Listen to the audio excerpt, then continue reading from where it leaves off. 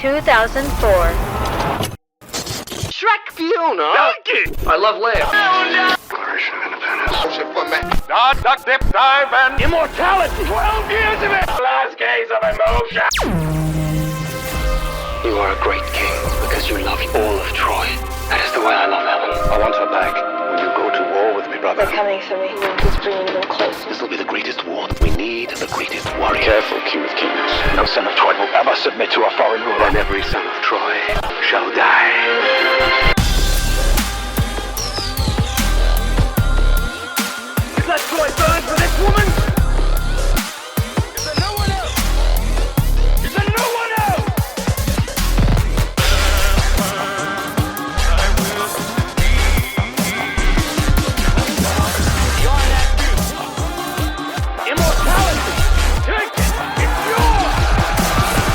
Welcome to another episode of Quantum Recast. I am one of your hosts, Cory, the one that talks a lot. But with me, as always, is Nick and our man from across the pond, Ash. Yo. How's it What's going? up? Guys, I'm going to start this podcast off by saying Sean Bean survived. He did it. He did it. Finally. He didn't die. For a movie in which everyone's dying, Sean Bean pulled through. Which is funny because he didn't die, but he's going to spend the next 10 years trying to get home, Cory. Yeah, but he's going to make it. He's going to make He's it. going to make it. That's Troy Dog's 2 gonna right die there. immediately. But hey, we're just I'm still waiting on that movie, by the way. I Troy know, 2 with but Odysseus' return or something. Well, just the Odyssey, guys. Yeah, just the Odyssey. Just wants the Odyssey to happen.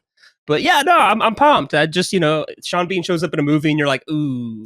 Oh, he's not going to make it very long. But the good thing is, if you're studious, the second he introduced himself as Odysseus, you're like, hey, He's going to make it. You're good. You're not going to have a good time of it, but you're going to make it. So, but yeah, so if you clicked on this, you've seen that we're talking about the movie Troy. That's You right. also probably see a weird year next to the movie Troy that said 1997, and that is not the year Troy came out. It's What's not. that? Because that's what we do on this podcast. We take a movie out of its original release year and we uproot it. We take it either forwards or backwards in time because we want to know what that movie would look like in a different year.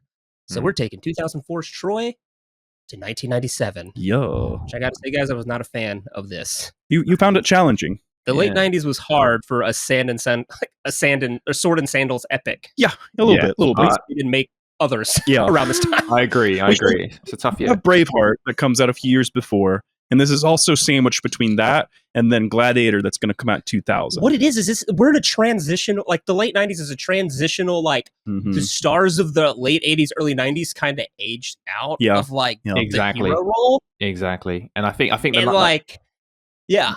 no, I was just going to say what you were sorry to interrupt, but 96 to 99 is like a era of its own. Those like 3 years, you're taking it to a Yeah. different whole decade. Mhm. Yeah. And you're like looking at, who am I going to, James Vanderbeek is not going to be Achilles. It's like, Oh, you're not really? old enough, man. I hope Nick cast James Vanderbeek. Rewrite my cast list here. But real yeah, quick. we, Might have. but before we dive into Troy, just some house cleaning. We do have social media. Check us out. Please Go follow us. Follow. We have a TikTok. Yeah. Follow that before it's gone. It's still there We for do now. things. Yeah. Enjoy it while you can. Share it, follow it, tell your friends. That's how to keep up with what we're doing on Yeah. this chaotic podcast. At But Quantum Recast. that's what we're going to do. We're going to talk about Troy, the movie. We're going to break it down, talk about why we love it or why we hate it, because we don't always love the movies we do here. That's fair. See Highlander, Gremlins, essentially Stop anything. naming everything Tanner likes. Essentially Corey. anything my cousin Tanner brought to the podcast. I just Kinda, It loathe. was a new, different perspectives, Corey. Okay. No, I agree. Love you, Tanner. Love you. About time. All right. But yeah, we're gonna dissect it. But then we're gonna talk about 1997. Then we're gonna talk about what this movie would look like in 1997. Primarily, what the cast would have been. Yeah. But before that, we need to dive into the movie Troy itself. Released May 21st of 2004. I graduated high school like the next week. Nice. That is exciting. It's in the middle of mine. Maybe this is the first movie I saw as a high schooler. I'm just gonna say, sure. Yeah. Okay. Okay. It was. Directed by Wolfgang Petersen, strong name. Famous for Outbreak, the Poseidon remake, Air Force One, Das Boot, and The Perfect Storm. He's really into big blockbuster movies. Looks like it. The Yeah. Roland Alright. Emmerich of the early Yeah. 90s. Yeah, there What he is. I All didn't right. know was that it was offered to Chris Nolan to direct it, which I guess this is after Memento, Yeah, he's probably before coming right off Batman. Memento. Right before Batman Begins. Yes. Then Terry Gilliam was offered the chance to direct it. He had That would have been a wild ass movie. that would have been interesting. different film. Yes, 100%. Especially for a late '90s Terry Gilliam movie, like 12 Monkeys, Yeah. basically. That'd been wild. But he supposedly read 5 pages and said, "I'm out." Yeah, pretty much. Yeah, He said, "I'm out. I'm good. This Not isn't for me." weird enough for me." You time took out the travel? gods, so yeah. Also, I got this Don Quixote thing coming. It's going to be huge. Don't worry, it's coming. It's coming. So, but yeah, apparently Wolfgang Petersen also did this because it's like a Sean Connery Gandalf situation Yeah. where Connery turned down Gandalf because he said it was confusing and kind of maybe regrets that when Wolfgang Petersen turned down Gladiator. He did. So when this came, he's like, "Yeah, I'm doing it." All right, stop. We got to do it. So It yeah, happens. written by David Beinhoff and of course based on the Iliad and sort of the Odyssey. Homer, Yeah. it stretches into the Odyssey, Right. And so yeah, There's some definite deviations from the Iliad and other essential reading for the story of the Battle of Troy and stuff. And Benoff is one half of the D&D writing team that was Game of Thrones. All right. really. So it's interesting to go back and watch this and go, oh, this is now fair credit. This is the one nice thing I'll say about them is that they're good at adapting material. Mm. Yeah, The problem they had with the end of Game of Thrones is that they didn't have material to adapt. They had to figure it out, and they had upset George R. R. Martin, and they were like, I don't know, things happen. Let's just So- do something. Yeah. I mean, Yeah, that's the so- cool thing about interpretation, isn't it? Like, I mean, it's mythology at the same time, but there is Right. written stuff about it. Now, whether it's too far fetched for it to be believable, I guess doesn't matter. And that's what's good about Right. Troy. It's quite grounded in terms of what is Yes. written, which makes it Yeah, better, I guess. yeah. I personally, I would watch a one with the gods and everything involved with it, but Yeah. I felt like this was a good. It's kind of like it's almost like a gateway to like Greek mythology and stuff a little bit. It's like here's a little bit more grounded. There's some allusion to the gods. It's Mhm. treated more realistically, like this is Yeah. a historical piece, and that was the whole like tone and angle they were going for when they were writing and making. It was like we want it to Exactly. be more as a historical piece. well, yeah, Absolutely. they present the gods as a historical thing. Like, hey, Yeah. these people believed in Apollo, Yeah. and Exactly. Poseidon, and they're all mentioned. But yeah, And it's kind of For cool sure. as well, like because Hector in even one scene sort of mimics how we would mimic like maybe religion in the scene. It's like, oh, bird calls. We're going based on bird calls, and I kind of like Right, that. yeah. And I think this is a film that literally defines the word grounded because you never float up into heaven and meet Zeus. You're always on the ground. You're with the battle. It's on Mhm. Earth. You never go anywhere else, and it's just reference. So I think the direction for this is spot on. If I'm being honest. yeah. No, I mean, it's interesting. I was watching it, and like, yeah, they're like doing things with birds or whatever, and they're like, the war's gonna be good, and you're kind of like, that's weird. But then I'm like, I remember my grandpa would go fishing if the cows were laying down at a certain time of day, Yeah, and it's the same thing. right. It's literally, he just didn't say, oh, the gods. But he's like, oh, the fish are biting. And it's like, what are you talking about? It's like, but yeah, it's the same thing. So, budget of $175 million, and it came in just short of making $500 million, $497.5 million. It made money. It made money. Made a lot You never of know money. with like marketing and stuff if that is included in like their full budget. So oftentimes I think people talk about like to make be successful, you have to do like double plus of your movie basically. 'Cause- Yeah. Mm. But it seemed like it was a successful movie, but it seems to have been forgotten a lot of the time. They wanted to Turkey claims that Troy was here, right? Yeah. Like, Yeah. though I think historians argue over where Troy actually was. I don't think Right. they've ever actually pegged it down. Ongoing Yeah. debate, I think. You just build cities on top of old cities, so Right. there's no one's really sure where Exactly. Troy actually was. And that actually influenced some of the because they were talking about filming it on sites and stuff, and then they kind of found out that what is alluded to or people think is Troy, like the locations, what's left of them, it seemed like it was much smaller than you would think. yeah, they So were when like, they- oh, it's not that big. So when they were making the movie, they're like, let's bump this all up about if the statue's 12 feet, make it 40 feet. Yeah. The walls are only 20 feet high, make it 100 feet high. Big it up. Big it up. That's it. Yeah. But Turkey like contacted the movie and said, hey, you can totally film here if you want. Yeah. And if you premiere the movie here, like we'll even like give you some money, I guess, or fund some of the movie. Yeah. And instead they premiered it in Berlin, Right. because of A little thing called colonization, and they stole all their stuff. Yeah. Berlin just has all the Troy artifacts. But also the war in Iraq. As well as we're coming right off of 9/11, and we're a little iffy about that part of the world. They had to move production from Morocco to Baja California, or Mexico, basically, in 2003. Yeah, things were a little crazy. The war on Iraq had started over there. Exactly. So, bit tension. And Brad Pitt he's just walking around with that bright blonde hair. I don't know if that would have been safe. It's just like there's like kill that guy. That dude is not from here. Wait, just a minute. No one has that hair color in real life. Period. No one's supposed to be that sexy. No one's that good. Oh my gosh, sir, what do you have on site? This beautiful man. Someone from Al Qaeda's like, do we hate these people? They're gorgeous. The war is over. He could have completely brought peace, but instead we threw him at Big Sur, Mexico, and Baja California, Sur, Mexico. Man, we didn't know what we had. Brad. Okay, all right. Half those jokes are probably not appropriate. I apologize. But it's just Brad Pitt. We're just having to talk about how sexy he is. Because Brian Cox apparently thought he was gorgeous. He did. He openly was just like, "Hey, I'm a straight man," but like I saw him walk on set, and I was like, "Good God, that man's attractive." I saw that. I was reading. Brian Cox was just struck in awe by Brad Pitt. Like, oh my goodness, he's so blunt. Honestly, Brian Cox. He just says it. He doesn't care. He really is. Yeah, he's on that run right now, post Succession, where he's like, "I'm just gonna say whatever. I'm an old man." He really now. is. He is on a warpath right now, and I'm kind of here for it. No, I love it. I love Brian Cox. But the Trojan horse, Turkey did get something out of this. They got to keep the Trojan horse. That's nice. So, and then the film crew invaded Turkey. Right. Yes, that's what happened. Yeah. So apparently, where people go to visit what is probably Troy, there's a hotel or something where you stay that has the Trojan horse prop outside of it. So that's worth the trip. Exciting. Sure, I'd go check that out. But so we need to talk about the useless critic stats of this movie. What did the critics think? IMDb gives it a 7.3 out of 10. Okay. Rotten Tomatoes, a 73% score. Okay. Metacritic, 56 out of 100. Letterboxd, 3.3 out of 5. Respectable. It's those first four, it comes in strong. It's like got a B plus. Yeah. Ebert, out of his goofy 4-star system. Oh, man.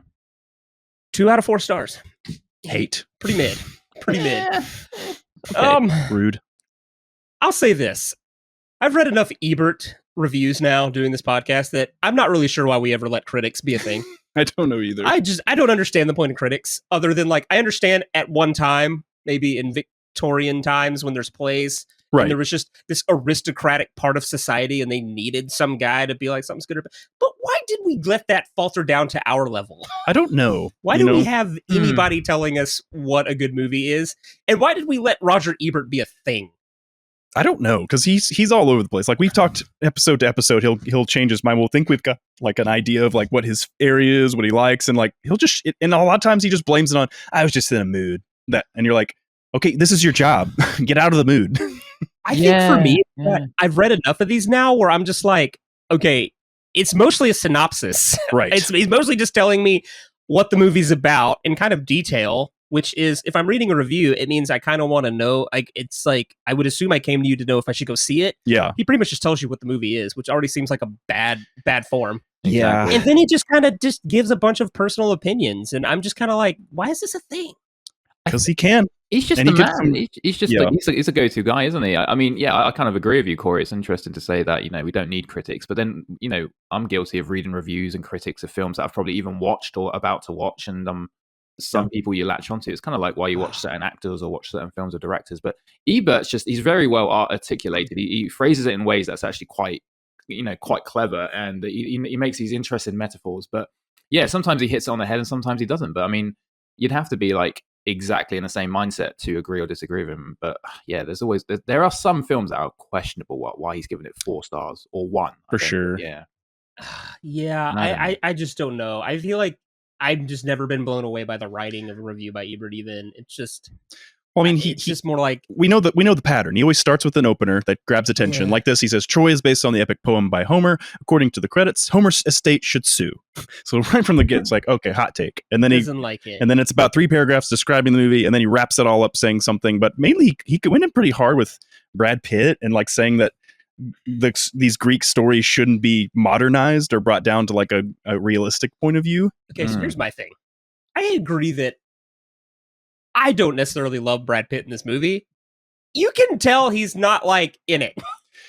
He did it as a favor to the studio. He owed the studio a movie. He dropped Yeah. out of The Fountain, the Hugh Jackman abysmal movie. Yeah. And then he's pretty much said, well, I owe you a movie. I'll do this one. Yeah. And I agree that you can kind of tell Brad Pitt's not really sure what to do.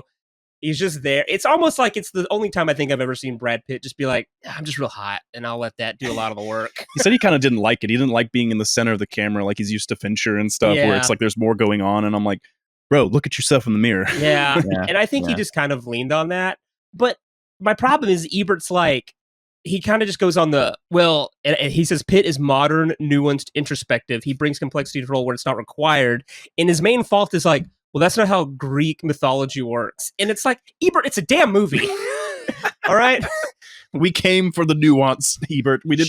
We're not preaching to the back of the theater. All right. Johnny Oklahoma gave us this Greek god and Brad Pitt, and we're just going to make a movie with him and just let him go. Have fun with it. Yeah. I argue that it helped his performance that he was that into it, because the portrayal of Achilles is very much like, I don't want to go to this war, but I'm doing it because it's going to make me famous. Yeah, I kind of. Yeah, my wife was. I kind of oversold Troy. Oh no! When I made her watch it, I was saying this is better than Gladiator. You can't oversell Troy. I said it was better than Gladiator, which is her all-time favorite movie. That's a pretty big sell. The movie was not going to hit with my wife no matter what. But she did ask about when she spoilers if you've not seen Troy. We are not a spoiler-free podcast. We will tell you what happens. Once Achilles makes Hector his total bitch. Yeah. And Hector put up a good fight. Sure. But and drags his body away. My wife's like, is he the hero? And I was like, no, I don't guess so. I don't know what he is in the movie. Well, I think that's the beauty. Rewatching narcissist. Well, they're all complicated. Like it starts even with, like, you can talk about Menelaus. It's like he's portrayed as a villain. Yeah. But like in like the Greek world, he's seen as a good man. Yeah. Like his brother's like, no, you've never asked me for a favor. You followed the lines and everything. Like in his cultural mindset, it's like he's considered a good man. But he sleeps around on Helen. He just treats her as an object. So like it's fair to see like, yeah, I would leave too if I was Helen. Yeah. Okay. So there's a lot of they do a good job of blurring some lines of like where some people are good, some people are bad.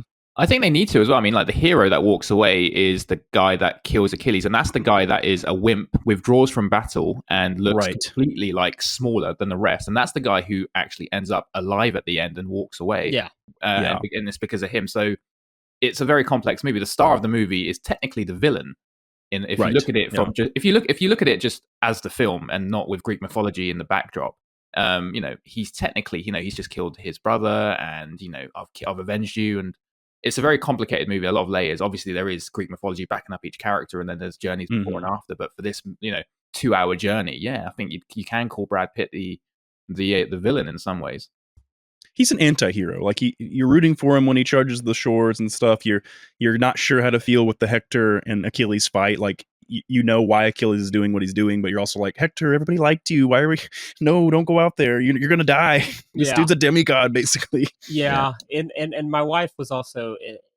I think I'm rubbing off on her a little bit. She was like, "Wow, this guy's gonna die, isn't he?" And I was like, it is kind of a weird scene that they're pretty much everyone's just like crying and hugging him. Yeah. I was like, yeah, they're telling you how this fight's going to go down. Yeah. Thanks for your support, guys. Yeah. Right. And so, that's true. That is true. It's a tragedy, guys. It's a tragedy. I mean, it is. All right. Our letterbox scores for the movie. I'm sorry, I left us out of critic stats. We are amateur critics. Nick, Ash, you both gave it a good 4.5. Sure. Or 4 out of 5. I gave it 3.5. Out of 5. I think either is fair. I think it's a solid movie, and me personally, I really enjoy it. I think there's plenty to like pick apart and like find like I didn't. Peter O'Toole was kind of felt out of place to me in parts, and then like some of the filmmaking feels a little dated for the time. Like it feels like at some points it's filmed like an old big epic, like from like the 60s and 50s, and it doesn't translate to like 2004 very well. Yeah. But there's other parts like the dialogue, the blurring of the lines, the very detailed layered characters definitely fits into this era. For sure. No, I didn't mind it. I mean, 2004 was a bit of a weird year, and it was sort of like a bubblegum year. And I don't mind this film to Gladiator. And I think the good thing about comparing it to Gladiator as well, they're two completely different films as well. And I think this one's the more attractive film, and Gladiator is a more gritty, heartfelt film. But you get the same emotions at the end. So it's a coin toss. I could watch either one, but it depends. If I want to just stare at the movie aimlessly, I'll watch Troy. And if I want to really like have an emotion or experience, I'll watch Gladiator. So I think both do a good job. Like visually, they're very appealing, but also like you can invoke things from different characters a lot. I remember watching this in 2004 with my friends, and it's the one time I had to get up and walk away from my friends because they're not film people. Like it was just our gang of high school friends, and the style of the filmmaking where it's cutting to Priam and Peter O'Toole's just sitting there very kind of over the top, like staring for forever. Like it kept cutting to him, and they would laugh and laugh and laugh, and then like when Troy's being sacked, and it shows him, and he's just like wide-eyed and grit teeth. Like Peter O'Toole is too old for this movie. That's my hot take. Like dude looks like he's one foot in the grave. Like he's got on his way, like Crypt Keeper going on pretty hard. I would argue he has like the best scene in the whole movie though. He does when he comes to get Brad Pitt. Yeah. Like it's for everything else he's doing. It's like he's very big. Like when Hector dies and he faints, it's just so like flamboyant. His faces are weird. He makes weird faces a lot, which are odd. But the scene with Brad Pitt where he's come to like collect Hector, like it's almost worth it. You're like, okay, scene. It's a solid he's scene. Like, this is where it's like, all right, let Peter O'Toole. That's why we cast Peter O'Toole. Yeah, it's almost worth it, Ash. It's and I'm sure it's on some level like Wolfgang Petersen's like, how do you tell Peter O'Toole that don't make that face? Stop overacting. You do you, man. Yeah. It's like I'm not gonna tell him. So you tell him it's Peter O'Toole. All right. All right, guys. Why are we doing Troy? Why did we pick this movie? I think because we all really enjoy this movie. All I can say is it's been on our list forever. Yeah. It has just been on the list forever. And I think we just finally found a time to put it in. Right. Yeah. And it's like what? It's the 20th anniversary this year. Yeah, we're sitting on the 20th anniversary, basically. Like literally 2 days from now. Nice. So we're coming up to it. It's not getting talked about a lot either, which is interesting. But I mean, personally, when I watched it, I remember really enjoying it, and then getting to watch the extended version. Like you got more nuance, more character development and stuff. But Ash, is there a particular reason like you enjoy it or wanted to do this? Honestly, I think with the regurgitation of films like borrowing the same themes and the same stories and the same characters, this is one of the stories where I haven't actually seen it being duplicated. Like I haven't actually seen another film where Achilles is in it and it's mainstream, or I haven't seen another film where Hector's in it and it's mainstream. You know, I've seen every other film that's good, and I've probably seen the same film again. But this one, I mean, the theme, a Greek mythology film with Achilles in or with Hector in, I haven't seen that, and it's been 20 years. So I think this is one, and it's got big stars, and they're all against each other, and it's come at a good time, and it like visually, it's really good, and I think it still holds up pretty well. But I think it does as well. Yeah. I mean, and I honestly think it's actually, and correct me if I'm wrong, this is maybe just Bullet Train has come out, but this is probably Brad Pitt's only action film. Well, if you think about Mr. and Mrs. Smith as well being an action movie, there's a few peppered in there, but not on this scale. Like this was definitely like Brad Pitt's a movie star, and we're putting him in front of everything. Like all the DVD boxes, the posters. It's Brad Pitt just sitting there looking like a literal Greek god. This was like his Bruce Willis's, Die Hard or Liam Neeson's taken. This was Brad Pitt. Sure, this was. I never thought about that. Yeah, because that's an interesting perspective. Yeah, he's a character actor. Like most of his '90s run, like the 2000s is where they're trying to be like, you're a movie star, be a movie star, go be with Angelina Jolie in this movie, do Troy. I respect Brad Pitt more now. I think you do. Yeah, but then and then he's slowly pulled away from it. Like think about your favorite one of his is Killing Them Softly. I mean, that's what I'm saying. He makes these action movies, but he makes action movies that are more narrative story driven, which is like my cup of tea. Yeah. I think Brad Pitt and I would be friends. No, we need to find out. Absolutely. I don't think he's like sold out. Like I think Fincher's taken a liking to him, and that's just lucky because Fincher makes, great movies, and maybe not all of them, but he's done that. But I mean, he hasn't like ridden the wave of action, and he could have, because he's sort of stayed quite niche and nuanced, and maybe like rom-com being attractive. He has done a few rom-coms as well, but the crimes and the thrillers, the Ocean's films, and the Killing Me Softly and the Jesse James film. I think he's got like Spy Game and Fury. Yeah. I mean, it's kind of like one of those things where he did a lot of more like thriller suspense kind of actions, like Snatch and things like that. It's more just narrative based. And exactly. Yeah. I think he's just He's like Johnny Depp, where they both were trying to go against type. They're both viewed as very objectionably attractive people, and so they were constantly trying to play against that. Yeah. Good luck, Brad. Jeez. Legends of the Fall, Brad Pitt's the most attractive thing that's ever lived. Tristan. Tristan, that name, yeah. I'm watching that right now, Cory, and I found out that Chris Hemsworth named his son after the main character, Tristan. He said Brad Pitt was like the most gorgeous man. I'm going to name my son Tristan because of him. Setting the bar high, man. Yeah, I'm like, fair enough, man. Okay. Oh, wow. Okay. No, that's interesting. I've never thought about that. He's never done like until Bullet Train, like just like a straight up kind of action movie. Well, I don't think he has. Maybe the close no. A lot of its stuff was more just kind of nuanced action, like thriller type of stuff. It was usually him and then some huge name like, hey, look, it's me and Harrison Ford. Hey, look, it's me and Clooney. Yeah, it's me and Clooney and Bruce Willis. What's that one guy that was real famous in the 60s, but like who's Sundance? Oh yeah, Robert Redford. Robert Redford. Yeah. Half the people just turn this podcast off. They're like, well, credibility's gone. Wow. All right. Okay. Yeah. So we mainly just picked this movie because we liked it. It's a poor man's Gladiator that I prefer over Gladiator. I honestly, I don't even know why I love this movie because every time I watch it, I see the flaws. I kind of see the warts in it. Yeah, but I feel like it's just. But somehow it all works. Yeah, it's like there's flaws there, but it doesn't it doesn't pull you out of the movie. It doesn't. All the romance stuff's real wonky. Yeah, and that's because in the actual Iliad, it's pretty wonky. The Iliad's literally about a power struggle between Achilles and Agamemnon. Yeah, and it's like the girls are props.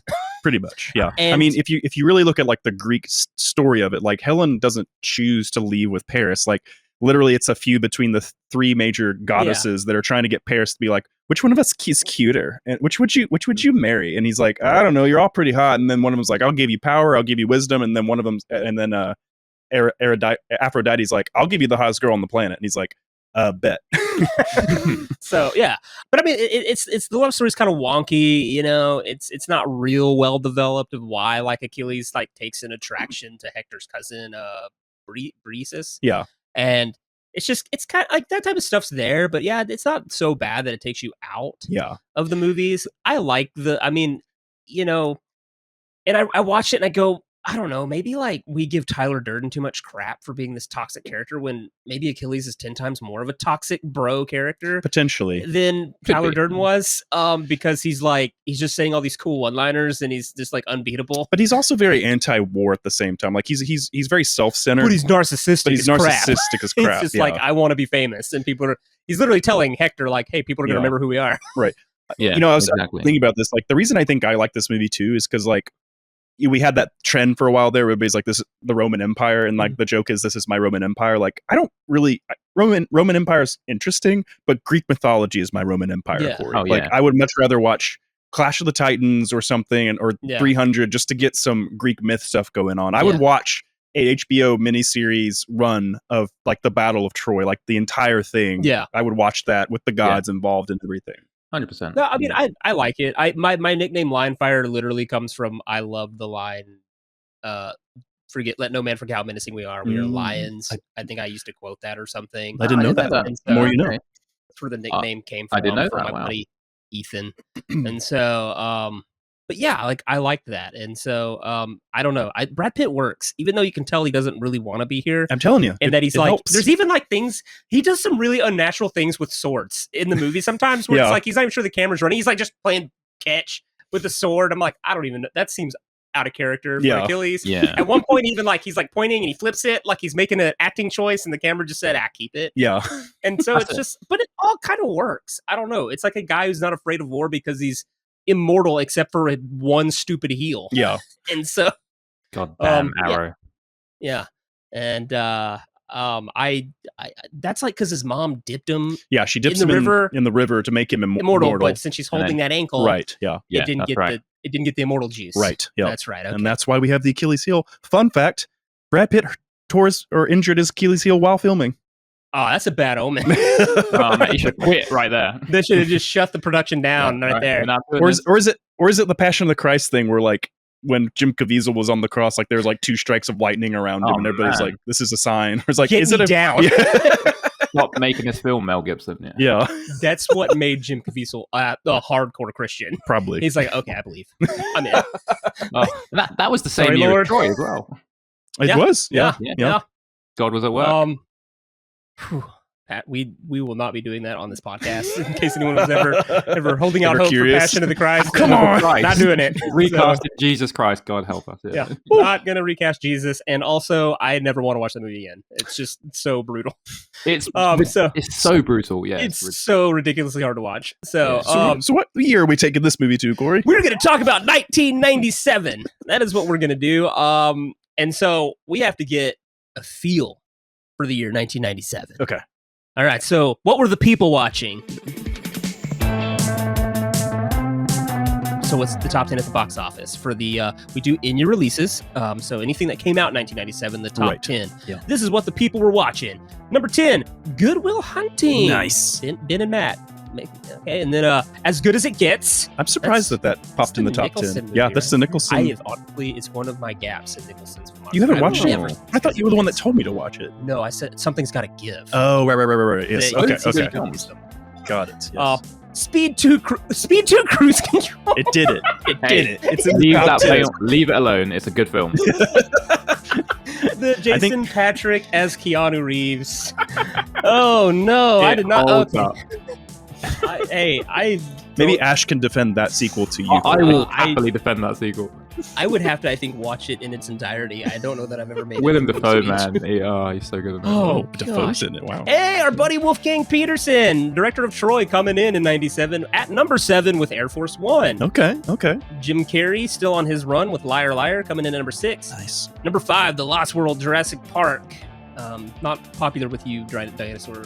With Allie. enthusiasts, right? Yeah, Not- she hates That was my first Jurassic Park, so I enjoyed so it. you love it. Okay. Goldblum was Number your 4, Yeah. Batman and Robin. Yes. Ages like a fine wine. Yeah, Batman and Robin's not a bad movie. It gets better. You just have to watch it for what it is. God. Yeah. It's literally just pretend it's It's a cartoon. just pretend Yeah. they made an Adam West 90s Right, movie. That's all right. it is. You're just like, no, Yeah. this is off the series. Got it. Also, I think that only the second time that the villain got top billing because it just works bigger. Yep. Men in Black coming in number 3.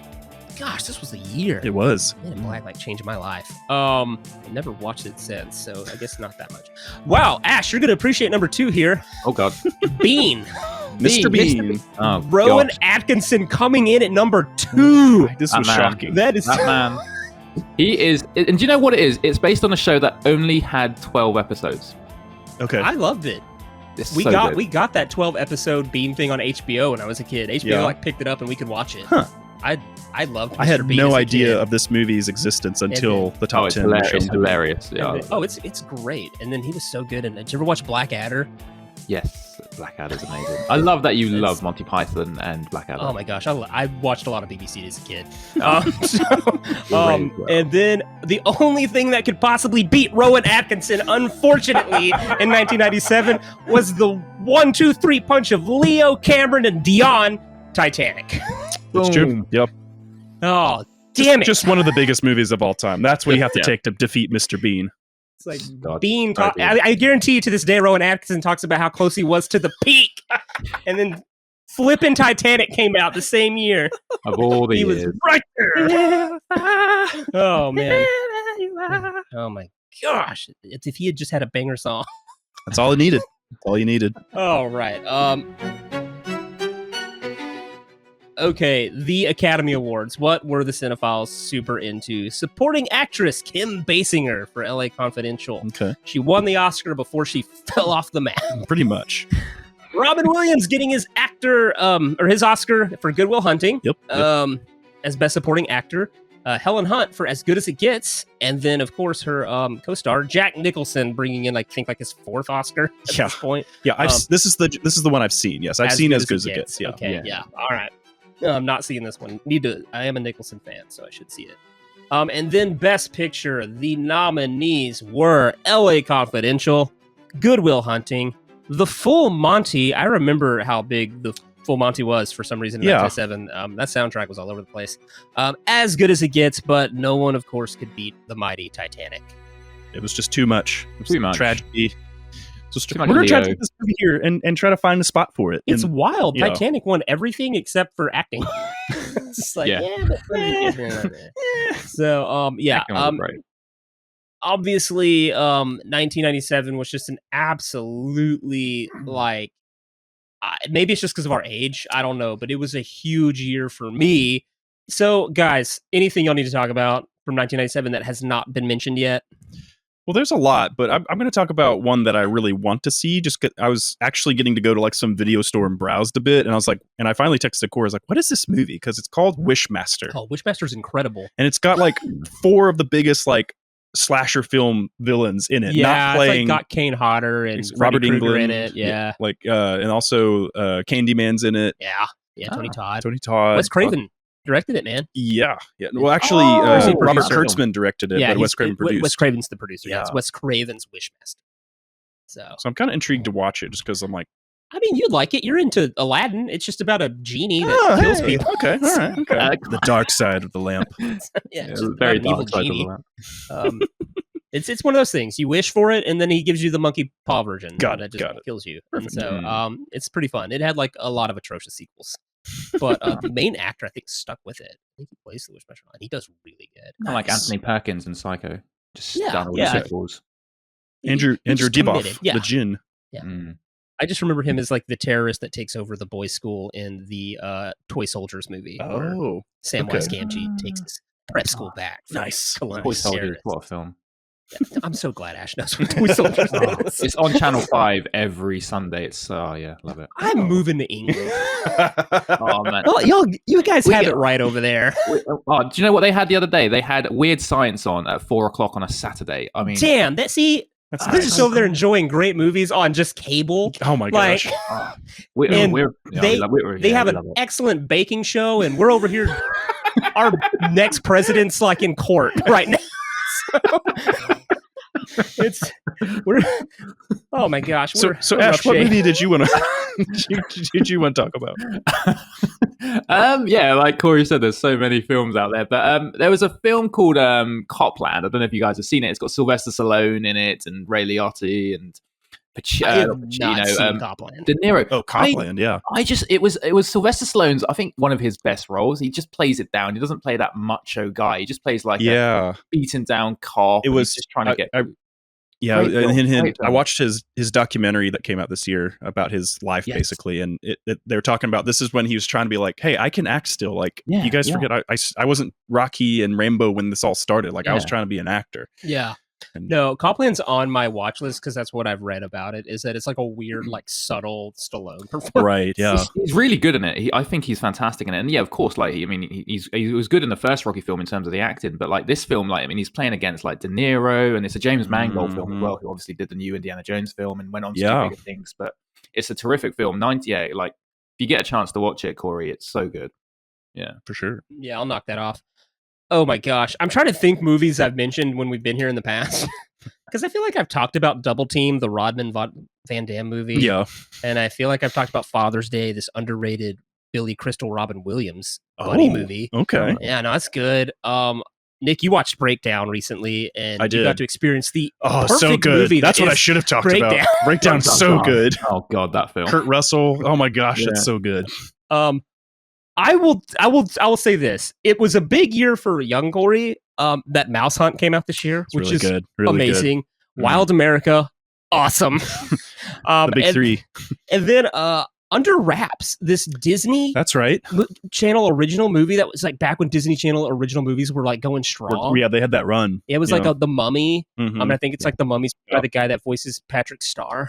Oh, is And it's like I got Disney Plus for the sole reason to watch it, and they made a different Under Wraps, like a reboot of Under Wraps, no. and they haven't given us the Mummy one. Oh my gosh. And so I'm upset. Well, that's just disappointing. Not good. And I could be wrong about who plays the Mummy. I just know that. Bill Fagerbach, however you say his name, who plays Patrick, he's in it. Oh, so I'm pretty sure he's the Mummy. Okay, yeah. And so, yeah, I'm just upset that that this movie's still not on Disney Plus. It's like, why am I even paying you? Well, Disney has this weird. They do the whole vault thing, and like you have to like, and they really keep all these TV movies, like for lack of a better phrase, under wraps. Well, I also don't know how streaming works. Like, I don't know. Nobody like, does, Cory. They're like, well, we pulled Willow off. And it's like, was it costing you money to have Willow there? Like, I don't understand it. What? You've already made it. It's there. You've already spent the money on it. Like, it's all just they have to pay people for all the viewing. Like it's all the back end stuff. So they pull it off so they don't have to keep paying. How expensive can Warwick Davis possibly be? Probably Val Kilmer. Probably. I am a huge fan of Warwick Davis. That is not an insult to him, but he doesn't seem like a guy that's holding them up for like big bucks. Bukus of money. Listen, he made Leprechaun 4. It's corporate greed, Cory. They're all greedy right now. They're all taking money from everybody, and they don't want any. They're trying to get computer actors, Cory. They're already doing it. Yep, it's already happening. Whatever. Okay. All right. 97 is awesome, which does not bode well for what we do on this movie. Woo! But normally we ask how the movie changes, but we're dealing with an epic here. It doesn't, because it generally doesn't. The only thing I think that changes is really just like the discussion that happens around the movie, because it comes out in 2004, and like I think even when it came out and rewatching it, you can tell that there's some commentary going on about like war, and you could kind of allude it to the Iraq invasion. You could talk about like all that kind of stuff, and a lot of the dialogue between Agamemnon and Achilles definitely is like poking around with those ideas. When you move it to 97, there's not really that struggle going on, at least for America. Like it's sandwiched between a lot of stuff. No, the biggest war going on in 97 was like NSYNC v Backstreet Boys. Yeah. Spears v Aguilera. That was just starting. Yeah. So I mean, So no, I'm with you there. I'm with you. Which Prefontaine movie were you going to go watch about that runner? There's 2 this year. Oh, that's right. So you can either get the Billy Crudup or the Jared Leto version. So, all right. So the movie doesn't change much other than, the conversation, but we're still dealing with sandals and swords. So that's really about it.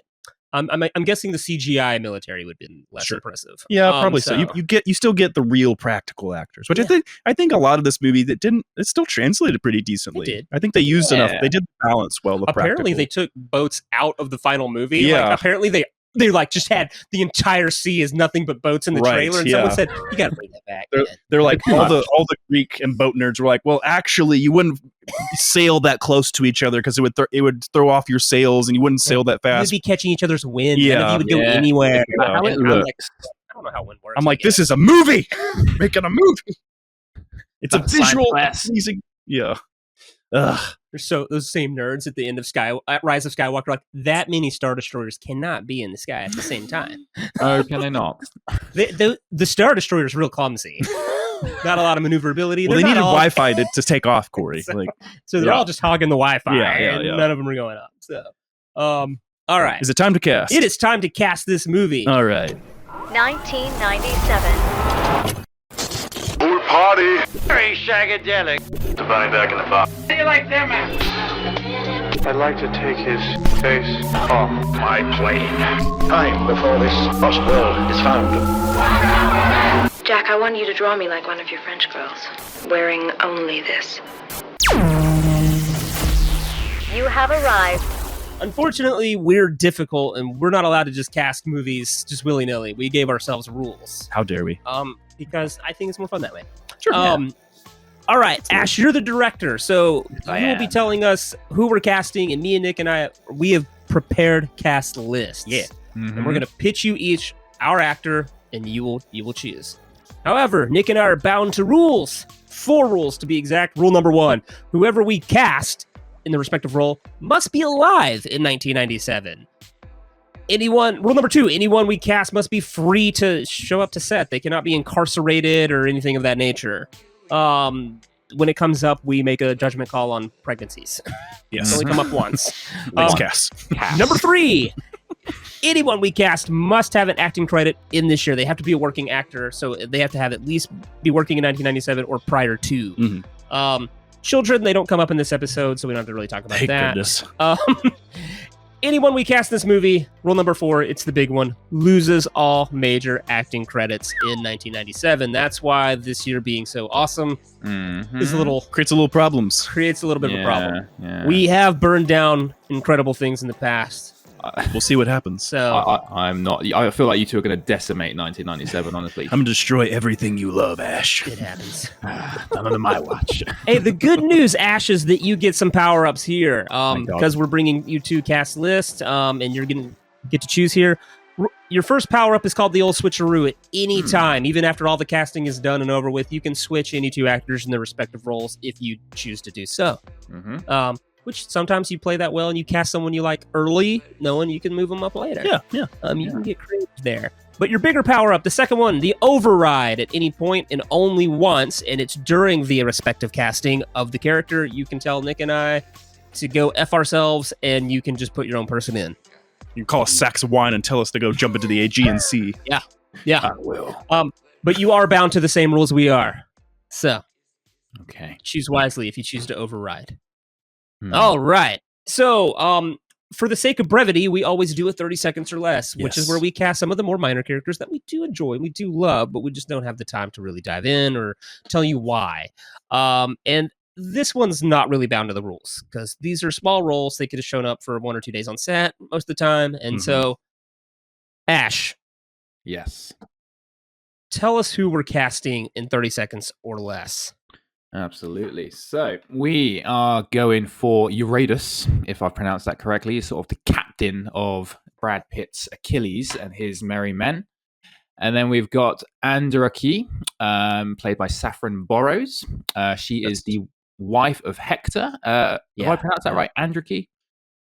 Andromache, something like that. So. Okay, fantastic. And We're then not we've got scholars here. Disclaimer, we are not Greek scholars. some scholars, if you want to email us and let us know if we pronounce that correctly or not. But yeah. And then we've got Menelaus. Menelaus, played by Brandon Gleeson, who went on obviously to do Banshees of Inisherin and of course Paddington 2. And then we've got Patroclus, who was played by Garrett Hedlund, the person who may have been Brad Pitt's Achilles' cousin or lover. We're not sure which, according to history. They were best friends, guys. They were best friends. All right, best friends. Okay. I think that's the one thing I would be bold enough to change, not to get us on tangent. It's like let it just. It's 97, so we're not doing. It's not a great time for the LGBTQ community and general, to go backwards in general. But I say I think you take out the cousin part and just let people interpret it as they want to interpret. Well, I think I don't know that it was a and or. I think it was a cousin and possibly lover. I don't think at that time. I don't think they were above incest. Well, I don't know if they were actually. I don't think they were cousins. I don't think that's the. They were lovers. You think that it's in the original Iliad that they're lovers, and the movie just said cousins, right? Yeah. It's interesting. Tried to fix it. Yeah, it's interesting. They don't really hint at it, but it is the sort of catalyst that provokes him to kill Hector, and he is. Yeah, no, you need the character, and he needs to really care. It is weird doing cousin. Like I don't know. I think if Tanner died, I would be pissed. Mm-hmm. If Jesse, I would probably get over it. You better pray they're not listening. So, according to Wikipedia, Patroclus was Achilles' first cousin once removed through their paternal family connection to Aegina. Oh, okay. So, Achilles was the son of Peleus and grandson of Achaeus, son of Aegina by Zeus. I said all those names probably wrong, so forgive me. I'm just playing Jesse. Won't be the first time. You know. He's got tattoos. But anyway, yes. So with these, the next one we're going to cast in the 30 seconds or less is King Priam, played by Peter O'Toole, famous actor of Lawrence of Arabia. And finally, Mr. Sean Bean himself playing Odysseus. And you know him from every other film where he has died. Lord of the Rings, Game of Thrones, GoldenEye, which we have watched. Check that episode out twice. But he survived this film. He did it. We're so proud of him. Died twice in GoldenEye. So. Literally, yeah. All right. Okay, so how this is going to work is, Ash, you're just going to name the character, and then one of us will go first, and we'll just speed toss you without a whole lot of explanation. So. All right. Okay. You guys ready for this? Yes. All right. I am going to flip my imaginary coin, and it's flipping. It's still going, and it is Nick is going first. So first character we are going for Eurytus. Okay. I'm throwing you Tom Sizemore. Ooh, I like Tom Sizemore. I'm bringing you in his film debut, Jason Statham. Oh, gosh, Jason Statham. Jason Statham with hair, or does he go bald? No, I can't. Oh no, we're going to give him hair. Tom Sizemore. No. Okay. Who's also bald. He has He's some horrible. hair. He has horrible hair. Either way, they be bald. It's fine. He It's has fine. some They hair. got good beards. Just Good don't beards. like that I got penalized for the same thing. Corey, you'll have another chance. Okay. Andrew Key, Nick. Elizabeth Perkins. Ooh. Nicole Kidman. Oh, Nicole Kidman coming off Batman Forever, but then I love the Flintstones, and she didn't really Before get much Eyes Wide weight Shut. before. Yeah. Yes. Sorry, I'm going Elizabeth Perkins. I love her, and she should have done more. Nice. Yes, Elizabeth Perkins. Okay, next one, Menelaus, Nick. I'm pulling him out of Good Will Hunting. I'm giving you Stellan Skarsgård. Ooh, okay. I'm bringing you Liam Neeson. Liam Neeson. In 1997, what's he done? It's not taken yet. Schindler's List came He's pretty much out. done Les Mis. Yeah, he's Les working his Mis. way up. Yeah, he's working his way up. Yeah, okay, that established. He's tall. He's still, I'll go Liam Neeson. I like that one. Yeah, Menelaus, Liam Neeson. Heel Yeah, I turn like that. for Neeson. Okay. Yes. I like that. Okay, much debated Patroclus, Corey. Paul Walker. Oh gosh. I'm bringing you Can't Hardly Wait's own, and also he's in the Twilight Saga. Apparently, I haven't watched them, but I'm bringing you Peter Fasinelli. Oh, Carlisle from Twilight, and I Yeah, should know there you that. go. There you go. Yeah, him, that guy. Why? I've just admitted that I've watched Twilight, so that's not good. Can you edit that out, please? Sorry. You knew the character's Paul name. Walker. Oh. When was the first Fast and the Furious? Was it 2001? Yeah, it's like 2001. Yeah. He's right now. Paul Walker's making high school movies. Okay, and Joyride. When did that? Was that out We're yet? almost to Varsity Blues. Yeah, he's like about to do Varsity Blues. Oh god! And then you watch this back when he dies, and he dies. Yeah, in Fast the- and Furious hits 2001. Varsity Blues hits in 99. So. Okay. That was Paul Walker. He's buff and he looks good. He's full of Or you moxie. can give Peter Fasinelli No, like just a little because boost I understand when Patroclus dies, and if I see Paul, I remember when. Yeah, no, I'm going Paul Walker just because of the length of his actual death. You played to my heartstrings there, so there you go. Okay, next we're going for King Priam, Corey. Clint Eastwood. Oh, interesting. I'm going to give you Christopher Plummer of Sound of Music fame. Oh, two good A-listers, and Clint Eastwood's. How old would he be there? He's still young. He's doing like Space Cowboys or something. At the time, wasn't he? No, Space Cowboys is old people. Yeah, it's about let's old be guys clear. in space. He's in at least his 60s. Yeah, but he's like 93 now, and he's still going. So he's sort of like the 70s. He's like youngish. He's spriteful in the 90s. Yeah. Oh, Plummer or Eastwood. That's a good He'd be one. 67 probably. Yeah, he's 67. Yeah, you know. Listen, we were just complaining Peter O'Toole being too old, so like I just Yeah. can't see Eastwood begging to bring his son back, so I've got to go Plummer. that's what makes it powerful. I've got to go Plummer. when he Yeah, has to kiss Achilles' hand, Yeah, but is that out of character? you're like, Achilles is a badass. You Eastwood feel just kissed his lucky. ring. Do I feel lucky? Okay, no, I've got to go Christopher Plummer for that. Yes, for sure. And the last one, Nick Odysseus. Okay. This might be a big Hail Mary, but I'm giving you George Clooney. Oh my god. I think he's going to have a lot of fun being the trickster, smart guy. He's He's heisting in Greek times. I'm bringing you a guy who will this year choose to take his entire career off course. Okay. I'm bringing you Val Kilmer. Oh, Val Kilmer. Oh my gosh, what have you guys done? You've got an A-lister in this role. Okay. It's Odysseus. It's the promise that there'll be more. We're hoping that Val Kilmer gets his own movie Yeah. by 99. George Clooney's got a Okay. great Odyssey. They're both incredibly good looking, especially in 1997. Sure. And they He's got a can't. beard on him, grow the hair out, you know. I'm thinking they can't upstage Achilles, and they've got every scene with Achilles in this movie. So hold on, let me think about this. I know it's 30 seconds or less. Who's better looking out of them two? Well, in 97, Kilmer's still gorgeous. That's true. Yeah. And Clooney's on the come up at this point. Then Clooney's playing Batman, or won't be now. Well, no, that's 30 seconds or less. He still He gets- can still be Batman. Yeah, he can still be Batman. But I mean, Kilmer's doing the Saint. we are we're pitting definitely Batman like, against each ugh, other. Yeah. So. You know what I'm going to do? I'm going to be tactical. I'm going to pick Val Kilmer here. Yes. Because Val Kilmer could move up, maybe. Clooney, who else could he be? That's okay. Yeah, true. Yeah, just let me. I'm make some gonna adjustments here. park that one. Okay, Oh, Nick, you're right. I'm okay. I'm okay. No. I'm good. I got to back up. It's off the chest. Hand is off the chest piece. It's too late. It's too late. The damage has been done. Oh gosh. Okay. Also, no one's writing any of these down. I did. I got it. Oh, I don't see it, Nick. It's over here. Sorry. I'll add it later. Nick. All right. So that is our 30 seconds or less round. So that gives us kind of a foundation. We Nick, can you read it for me just so I can see how this movie's looking so far? Yeah. So far we got Eurydice is Tom Sizemore. Andromache is Elizabeth Perkins. Menelaus is Liam Neeson. Patroclus, Paul Walker, rest in peace. King Priam, Christopher Plummer. And Odysseus is Val Kilmer.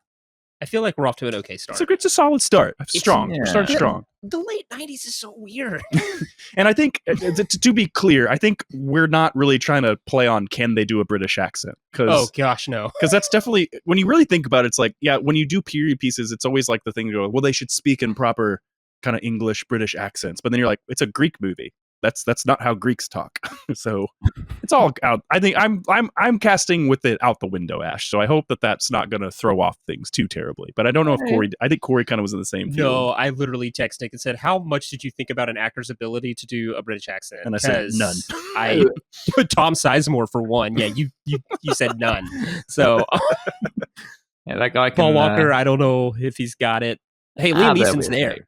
We're good. Yeah, Chris Plummer's there. I know Val Kilmer can do it. It's going to work out. Yeah, we're good. So even if we go that route, we're fine so far. Okay. No, right. I'm happy. I got tripped up a bit with Odysseus, but we're okay. No, we're good. Okay. All right. So that brings us to the top. We're going to have a little bit more discussion here. We're going to get to really defend our choices and try to pitch them to Ash. So we're going to start in at number 6. Briseis. I'm just saying Briseis. Plays by an unknown Rose Byrne at the time. Yeah. I've known men like you my whole life. No, you haven't. You think you're so different from 1,000 others? Soldiers understand nothing but war. Peace confuses them. And you hate these soldiers. I pity them. Trojan soldiers died trying to protect you. Perhaps they deserve more than your pity. So, Ash, tell us about the character. Yeah, Briseis is the sort of catalyst to Achilles' heart. Achilles obviously has his heart in battle and war. And this woman, Briseis, cousin of Hector and Paris, gets kidnapped by Agamemnon, and Achilles rescues her and falls smitten to her. And intentionally, basically, causes him basically to rethink his destiny. But yeah, she's a very interesting character. People were so precious about their cousins in Troy. Well, you know. You got to protect the family. It's all about. Vin Diesel would love it. Is he acting in 97? He's gonna be a great Achilles on Cory's list. Bottle of Corona. Yeah. Well, you know, this character Briseis, she's kind of like a merger of two characters, because I guess there's the slave character that Achilles falls in love with, but there is a sister of Paris and Hector that they kind of just, I guess, fuse with this character. But she was a prophetess or prophetess, however you say, able to see the future, but cursed to have her predictions ignored. But like, it seems like a blend of those two characters were put in this. And like, you know, Eric Bana apparently recommended Rose Byrne to Wolf Petersen because they're both Australian. Yeah. And she's kind of like, I'm sure that probably helped to have somebody be like, hey, check out this girl. Keira Knightley also auditioned for it, and they were offering it to a Bollywood actress, and I'm going to terribly say her name, but Aishwarya Rai Bachchan. If you've seen her before, you recognize her. Yeah. Bachchan, yeah. Very gorgeous actress. Yeah. How do you say it, Ash? I'm sorry. Aishwarya Rai Bachchan. There you go. Okay. Yeah. But she was uncomfortable with sex scenes, right? She was uncomfortable getting naked with Brad Pitt. Yeah. The fool. You can't even kiss in a Bollywood movie. Right, yeah, there's a lot no, of... I understand that. Yeah, we're definitely talking about cultural clashing. I think they can now, though. I'm sure something inside of her was struggling. Like, oh, yeah. I could get naked with Brad Pitt. So, could break a lot of barriers here. Because I would have gotten naked with Brad Pitt. Like, I'd have been like, hey, I'll put on a wig. We just shooting from the back. What? Like, Cory volunteers for the Patroclus role. So, but yeah, no rewrites. No notes. We're gonna kiss. All right. Okay. Cool. I think it's pretty, but she doesn't. Yeah. She's a big catalyst for. She's part of the reason Achilles starts questioning things. Well, that's the whole thing. From the moment we see his mom, she's pretty much saying like, if you go, your name's gonna be etched in history. Like you're gonna go to war, you can do all the things, or you can stay here and live like a very normal life, have family, have kids, they'll love you, but you're gonna get forgotten. And that's kind of one of the major themes of the movie is like trying to etch your name in stone. Yeah, and a lot of them being forgotten. Yeah, so. Got it. Yeah. Okay. Cool. Yes, again, I'd mentioned Rose Byrne was like essentially nobody right now, right? Yeah. Okay, but she went on to be an X-Men First Class, Insidious, Bridesmaids, Neighbors. So exactly. She became a thing. So good job. Hey, Eric Bana, good job. You left a mark on Hollywood somehow. You did right there with Rose Byrne. Okay, Ash, you can decide who goes first. Yeah, who goes first? Let's see. I'll let Cory go first, since I'll let Nick go first. Yeah, Cory. Ash Cory likes me more. We'll see. He's like, sort of. So, Cory, what you got for me for Briseis? Bring me a lovely young actress. Oh crap! I wrote two names down. Never came to definitive. You better decide. Oh no. You know what? I'm just gonna go with my girl. I wrote down Rose McGowan, but I'm not giving it to her. I'm gonna give it to Christina Ricci. Oh.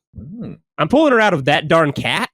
Okay. Oh man, not That Darn Cat. I love that movie. Sorry if people love That Darn Cat. Never seen it. I just really like Christina Ricci, and I feel like I wrote down these two actresses because Briseis, she is a fighter. She is. So I brought two alt girls here, two alternative, strong-willed, strong-minded female actresses here. Sure. And I'm just going to throw it to Christina Ricci. Okay. Rose McGowan just came off Scream.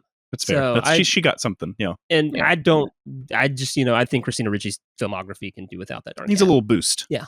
I'm going to get her Sleepy Hollow soon, so let's just go ahead and throw her in this role. Fun. Okay. Christina Ricci, I'm a big fan of her. She's coming out of that mold of, the Wednesday Addams and becoming a teenager, adolescence. Okay, fine, I get that. Okay, and everyone knows who she is. She's becoming a bit of maybe a bit of a symbol in terms of being. You're going to have her bursting out of her childhood teenage acting into this very sexual. How old is sexual? Was she 17 at the time in 1997? 1980. We're talking right? about Greeks, man. Like they did. They would stick it in anything. Like we're going to talk about the morals of the Greeks. More semantics of Hollywood. Just that this is that moment in Disney actors' lives where they're like, I'm an adult, damn it. Hold on. In all fairness, though, I kind of sped watched Troy. I don't know how graphic the sex scene gets. I made a mistake, I wouldn't call it. They're not graphic sex scenes. There's just a few moments where there's skin involved. Like there's plenty of skin. I just feel like you're staring at Brad Pitt the entire time. I mean, yes, they definitely. Brad Pitt is the most naked man in that whole scene. Exactly. Yeah, she's not doing too much. It's not like Basic Instinct or anything like that. No. I think for the first time ever, I realized that there were naked women around him when he's shown for the first time. When I watched this, I was like, "Oh, there's other naked people." I was just staring at Brad Pitt. That's why it was a really good dream, Cory. so I just looked at Brad Pitt. Okay. So I don't blame you. Okay. So we've got a lot of work in that body for this movie. So his body was ridiculous. That's why he was cranky. He was very cranky about that. It worked. Ash, to counter Cory's Christina Ricci, I'm going to bring you someone that isn't fully established yet. Their big movie's coming in a couple years with The Mummy, but I'm going to give you Rachel Weisz. All right. I think she kind of hits that Rose Byrne vibe. She does. They look exactly alike. They look exactly alike, but she also can play like the timid, likable character, but also is feisty and can like put up for herself as well, and isn't going to let Achilles just like walk over her and stuff. They're going to have those back and forth conversations about war and what the gods mean to them and things of that nature. Okay. But yeah, I think she's just got the charm about her too. Okay, well, look, Rachel Weisz and Christina Ricci both, probably up there with my favorite actresses. I mean, Rachel Weisz has definitely got the British thing. She hasn't done The Mummy yet. She's basically playing the same character in The Mummy as well. She kind of. Yeah, she gets held by someone she doesn't want to, and then gets rescued by a good-looking man. So we know she can do it. Exactly, and she's very on the nose. But now I need to entertain. But also 17. I should have looked into that. 17-year-old. Oh, sorry. Yeah, mine's 17. That's where I was more messed up. Okay, all right. It's okay because Christina Ricci, I think, at the age of 14, she stopped growing like physically. But then in The Darn Cat, she's very much a teenager in that film. But like you said, is it a bit too? Will we get a bit of heat from the critics if I put a teenager in this role with our potential Achilles? It's the 90s. I think I need to play it safe, Cory. I need to go for Rachel. Hold on. Wait, hey, don't take it off the chess piece yet. What are you? Hold on. What are you trying to pull? What are you trying to pull? Hold on. The math ain't mathing, Cory. Hold on. You're gonna fight another round. I think I can maybe come to some sort of defense. It just depends. Depends on a certain role. How old was Rose Byrne? Rose Byrne when she came out, when she did this movie, 2004. Please be 17. She was definitely not 17. I can guarantee you that. She was born 79, so 2004. You're looking at 25, 89, and about 25. Yeah. Okay, listen. All right, just a year from now. Okay. Christina Ricci's going to appear in Fear and Loathing in Las Vegas as a sexualized teenager. Fair.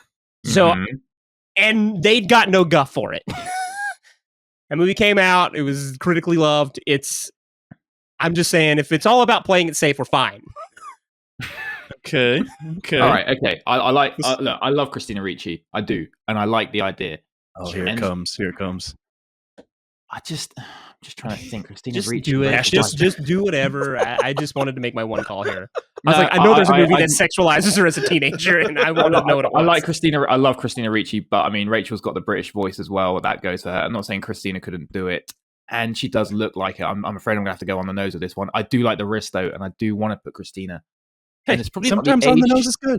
It's probably not the age thing as well. It's more like the fact that Leon the Professional still was in '94, and people still like it for some reason, and that literally sexualized a child. No, it's okay. Yeah. I'm going Rachel Weisz. Yeah, Nick. I'm going for Rachel, and hopefully it doesn't tarnish the mummy in any way at all. Okay, right. Okay. Nick's on the board. We've got Rachel Weisz for the role of Briseis in 1997. Right. Woo. I'm just embarrassed that I didn't research that.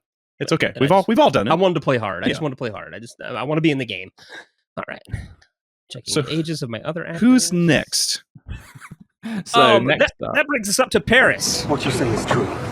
I've wronged you. I've wronged our father. If you want to take Helen back to Sparta, so be it. But I go with her. To Sparta, they'll kill you. Then I'll die fighting. Woo! Played by Orlando Bloom.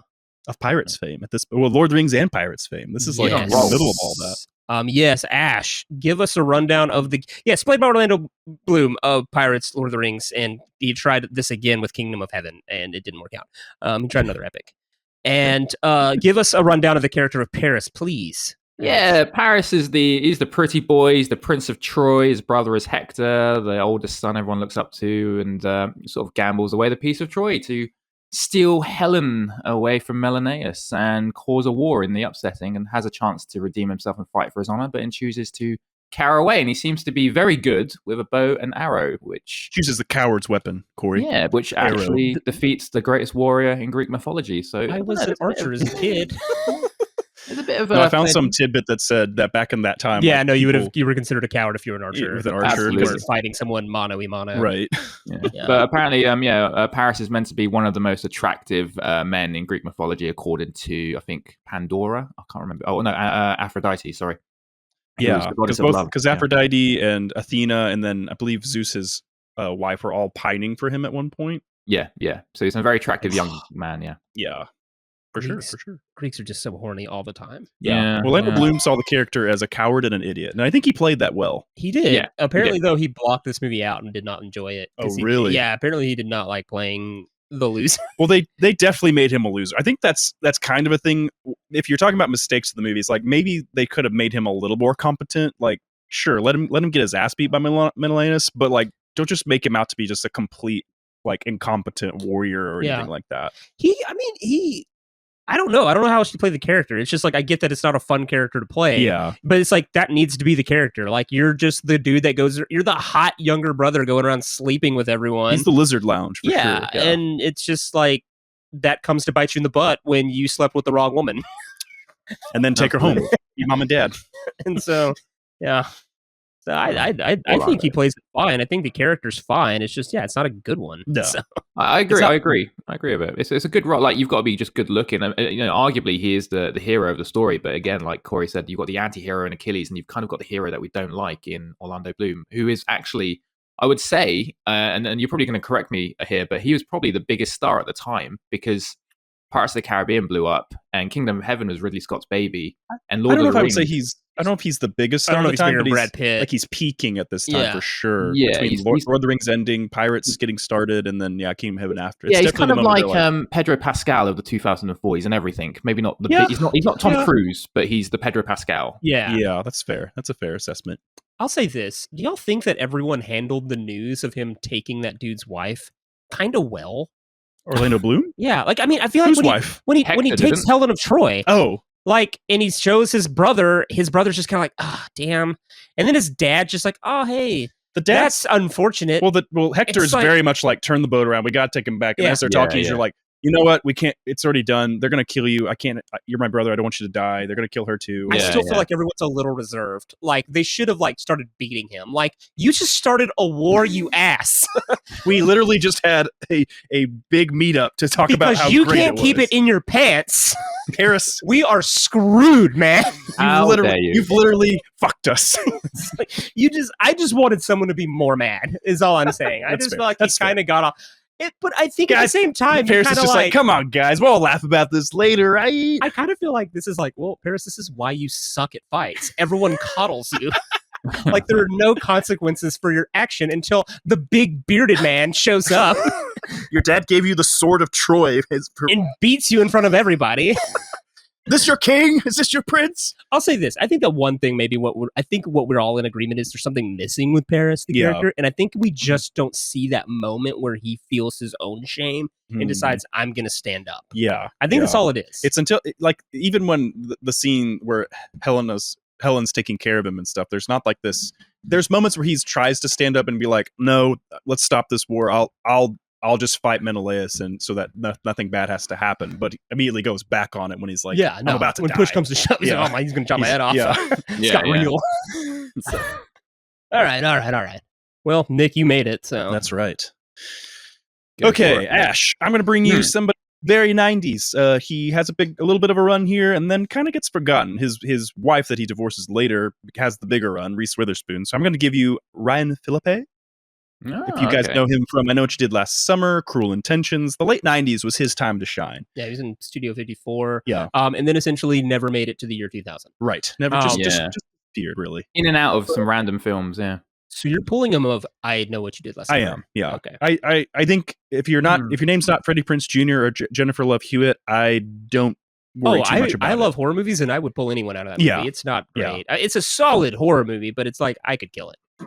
It's just a Scream ripoff. Yeah, but just based on the movies that are coming out at this time, he does a good job kind of being unlikable. But I think that there's a layer to him as well. Like in Cruel Intentions, he starts off very pompous and unlikable, and then you grow to like him as he learns and grows through the movie. So I think you could have a similar performance going on in Troy with him playing Paris. Yeah. I can see Ryan Philippe. I like that one. He's a good. His first film was Crimson Tide with Denzel and Gene Hackman. Very small role, but he's in and out of these random films. I think he did this Jack Ryan series. He's actually quite good in that. But yeah, he's sort of fallen off the map. I think he's slowly getting what Josh Hartnett's getting, a bit of a resurgence, but it's very slow. Okay. Very slow. Yeah, the 90s guys are getting their middle age time to shine. Like Brendan Fraser's just had his. I think Josh Hartnett is definitely getting his now. Like he's everything. Yeah, and I'm happy. Really holding out for that Freddie Prinze Jr. Come back to us, Freddie. Oh, come on. Put down your toys and come back. He still looks good as well, Freddie. Yeah. He does. Yeah, really good. Right. Okay. All right. Okay. So we've got Ryan Philippe on the map. Cory, who do you have to counteract Ryan? If Paul Walker wasn't currently not with us any longer, I would have moved him up higher, but I'm not going to make him play this cowardly role. I'm going to honor his memory by letting him be Patroclus, who's a lot more brave. I'm bringing you, though, one of my favorites of the 90s. He is probably he'll have one more really great movie with Paul Walker in 2000 before he kind of falls off. Also in a bit of a resurgence now, though. I'm bringing you Charlie Conway of the Mighty Ducks. Joshua Jackson. Oh my God, Cory! I don't know if you're a genius or you just got lucky there. Joshua Jackson. Jackson was married to Diane Kruger, who played Helen of Troy in Troy. Wait, are you serious? What? Yeah, they divorced, but they were married for like 6 years.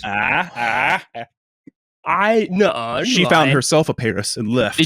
Was that on purpose, Cory, or was that? No, I was just going through I weirdly like a lot of these 90s dudes. Well, yeah, Joshua Jackson and Diane Kruger were married.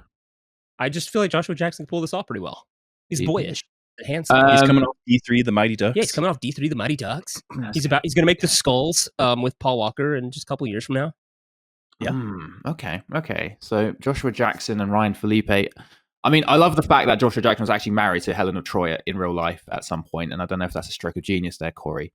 And he does suit the part. I mean, I don't know if you guys remember the opening scene of Ocean's 11 when Brad Pitt playing cards. Brad Pitt playing poker. It's him in like Topher Grace. Yeah. One of my favorite scenes. So good. I love that moment. It's so funny. And Joshua Jackson playing himself playing poker. Oh my God. And that sort of reminds me a bit of Paris, and I like that scene a lot. And Ryan Felipe looks more like what I've got in my head, but I think I didn't even think about Joshua Jackson. I really like it. And I kind of like the irony that he was actually married to Diane Kruger. So I'm going for Joshua Jackson. Yes. It's that opening scene in Ocean's 11 as well. I can just see that timidness, that sort of, that naivety. Yeah. So yeah, the Achilles teaching him how to play poker and him being married to the real life. Yeah, there's a lot of connections there. I like that, Cory. I see what you've done there. Okay, cool. Good. And he's essentially a free agent this year, except for he's in a similar scene in Scream 2. He's a cameo in Scream 2. He's in the film class, and he's arguing the sequel thing with Jamie Kennedy. He is my spirit animal in Scream 2 because he thinks sequels are better. So he is in that, isn't he? It's all making sense now. Yeah, it's all coming together. That's all. That's the only scene he's in. He is not a heavier part of that movie at all. He survives it, I'm assuming. So is that your pick, Ash? You go. Joshua Jackson is my pick. Joshua Jackson. All right. You're Okay. Hey, now, easy. Cory feels like he's won. Got one. He got one in. Got one in. Who's next? We are moving up to Agamemnon, played by Brian Cox. Tomorrow we'll batter down the gates of Troy. I'll build monuments to victory on every island of Greece. I'll carve Agamemnon in the stone. My name will last through the ages. Your name is written in sand for the waves to wash away. Be careful, King of Kings. First, you need the victory. Who I argue is the happiest person to be in this movie. He is. He was super psyched to be in the epic. Brian Cox just seemed like he was loving every minute of being in this movie when all the other actors were kind of like, I don't like this as much. Apparently, it's the only role he's ever pursued. Orlando Bloom's mad. He's playing a coward. Brad Pitt's like, I had to quit smoking. Oh, do you have to be pretty on screen for a movie? I had to shave my chest. This sucks. Brad Pitt, do you have to be a movie star? Oh, so far for you. Oh, man. So, yeah, tell us about Agamemnon, Ash. Yeah, he's sort of the quintessential leader, manly, don't want to mess with him, the warlord of Greece, and he uses Helen to take over Troy, something he's wanted to do for a long, long time, this personal vendetta he's had with... It's a chess piece move. Yeah, to storming the walls of Troy, and this was the perfect catalyst for it. Very good character. Beautifully played by Brian Cox. Yeah, great role. He's really good at it. He's incredible in this. Yeah, absolutely. It's just that scene where his brother gets stabbed and then he just screams. That scene. It's just like, I don't think it's like, that was his moment. He's like, this is my epic moment, right? Yeah. But he plays the scream also works so well too because it's like clearly like it's a half and half. Like yes, he's like, oh crap, my brother's dead, but it's also like this is my moment. I can use this. He's just so good. Like I mean, obviously the opening scene, when Brad Pitt's fighting that giant, and he's like, "You call my warrior, I'll call yours," and then he's got that really cocky look, and he's like, "Achilles," and then like someone comes in like he's not here, and he's like, "Where is he?" And it's just that switch up from being like egotistic to like, "Where the hell is he?" He is 100% a politician in this movie. Yeah, like a warlord, but also playing all the people for like chess pieces for sure. Oh, your wife left you? Oh, that sucks. Yeah. Oh, yeah, we'll go get her. Yeah, no problem. Yeah. We'll get a couple ships. Yeah, about 1,000 more plus maybe. Yeah, I mean, we'll take Troy maybe too if we have to. No big deal. I love it. He does so good. I think it's your turn, Cory. Cory. Yeah, Cory, you made the last one. I liked it. It was good. Joshua you seem Jackson. confident in your pick. No, I'm okay with my Agamemnon pick. Okay. Can I say what I wanted to do though? Sure. Yeah. I really wanted to pitch a Travolta Cage combo for Menelaus and Agamemnon. I wanted Travolta playing Menelaus, and I wanted Cage playing the conniving warlord of Greece. You would have destroyed Face Off, but Cory. Face Off came out in 1997. You would have destroyed Quantum Recast. It's literally It is literally inspiration for this podcast. So I couldn't do it. I texted Nick last night. I was like, "Can I kill Face Off?" I was like, "I don't really think you can." I don't I don't know if I can convince Ash to, but and technically, Con Air came out the same year as well, so he'd be killing that. It's true. That's true. It's also That's this true. year. Yeah. But it would have been brilliant. Just we know what long hair Cage looks like. It's glorious. That's true. And just him pretending like he cares about Travolta and anything, and he just wants to take over Troy. He would have been unhinged, and it would have been great. And his scream, wide-eyed scream, would have been brilliant. Oh, God. All right. So instead of that, I'm bringing you. He's older, but he's a pro. I'm bringing you Gene Hackman. Gene Hackman as Agamemnon, because Gene Hackman's good at playing the old man villain. He loves to play a villain. He's good at it. He's great at playing the old man villain. He does well in both roles, I would say. But he's definitely known for being a villain. Oh yeah, he's great. He's just so good. It's that whole weird, uncanny, like off-putting villain. Yeah, like you think he's your friend the whole time, and he's not. He's got a cockiness to him too. Like whether he's playing Lex Luthor or the character in the Clint Eastwood, Absolute Power. Yeah. So he's just gonna pretend like he gives a crap about whoever we cast.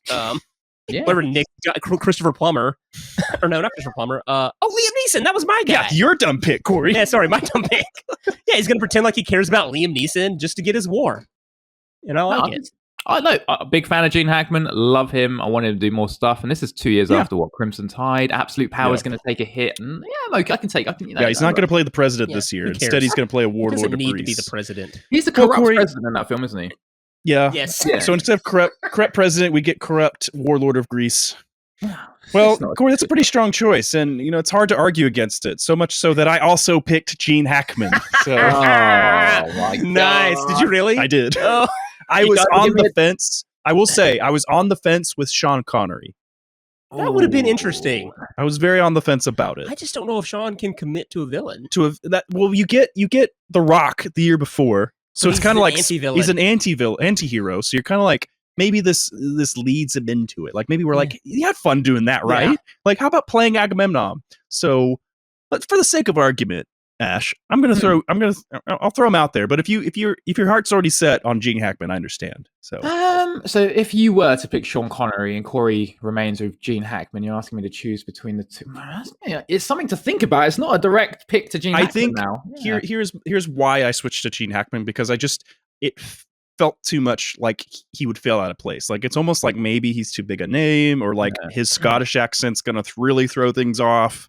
It's gonna be a Highlander situation, like where everybody else is kind of doing kind of the English thing, and he's just full on like Scottish. Yeah, well, I mean, Brendan Gleeson, where's he from? That's true. Yeah, he's also. I think we're okay Irish. with any. I think we're okay with any just European accent. Board. Yeah, that's fair. That's fair. I actually think the only American in the top 6 is Achilles, Brad Pitt. Everyone else is from Britain, I think. That's true. Or Australia. That's true. But no, I think I would probably go more Gene Hackman because he's the better actor. And I know that's blasphemous, but I think Gene Hackman is one of the best actors out there. I don't think that's out of pocket to say necessarily. I think he's a fantastic actor, and he really he's got that ego about him as well. I know Sean as well. Sean's got it for sure, but I mean, you're going to root against Gene Hackman in this movie for sure, intentionally. Like you're going to be like, he's a bad dude. Yeah, it's hard to have James Bond there as well. I know you're just coming off The Rock, but you do kind of love Sean Connery in The Rock. So. Right, yeah. And you love Brian Cox in this movie, but it's just because he's so good at it. He's just the acting. But yeah, no, I like the fact that you both picked Gene Hackman, and Sean Connery has, made me think a few more seconds longer. But no, Gene Hackman is the correct choice. So good job, lads. You sort of saved me from thinking a bit too hard there. What's next? Well, we're into our top 3 now, and we're going to start that off with Helen of Troy. They're coming for me. The wind is bringing them closer. It should be noted that this particular role was, I guess, difficult for Wolfgang Petersen. Halle Berry, Keira Knightley, Kristen Krug, Jennifer Lopez, Sophie Marceau, Connie Nielsen, and Catherine Zeta-Jones were all considered. Even Katie Holmes auditioned. She actually did screen testing. Yeah. But Wolfgang Petersen apparently wanted a no name. He just said, like, we don't want to we need something just otherworldly, I guess. He almost didn't want Helen of Troy in the film at all. Like, he was like, we're not going to show her because the expectation was too high. And it's 1997, and in the studio's like, just cast a babe. Just cast a babe, please. Find the prettiest woman in the world that can act and put her in there. So, but yes, played by Diane Kruger, apparently Mrs. Jackson for a while, for 10 years, and of Inglourious Bastards and National Treasure fame. Yeah. So she would work with Brad Pitt again. That's true. But yeah, no scenes together in this one, do they? Not really. No, not really in this one. No scenes. No scenes. No.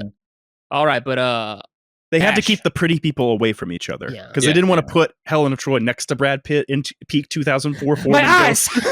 Everyone's suddenly like, wait, who are we fighting for? It's too beautiful.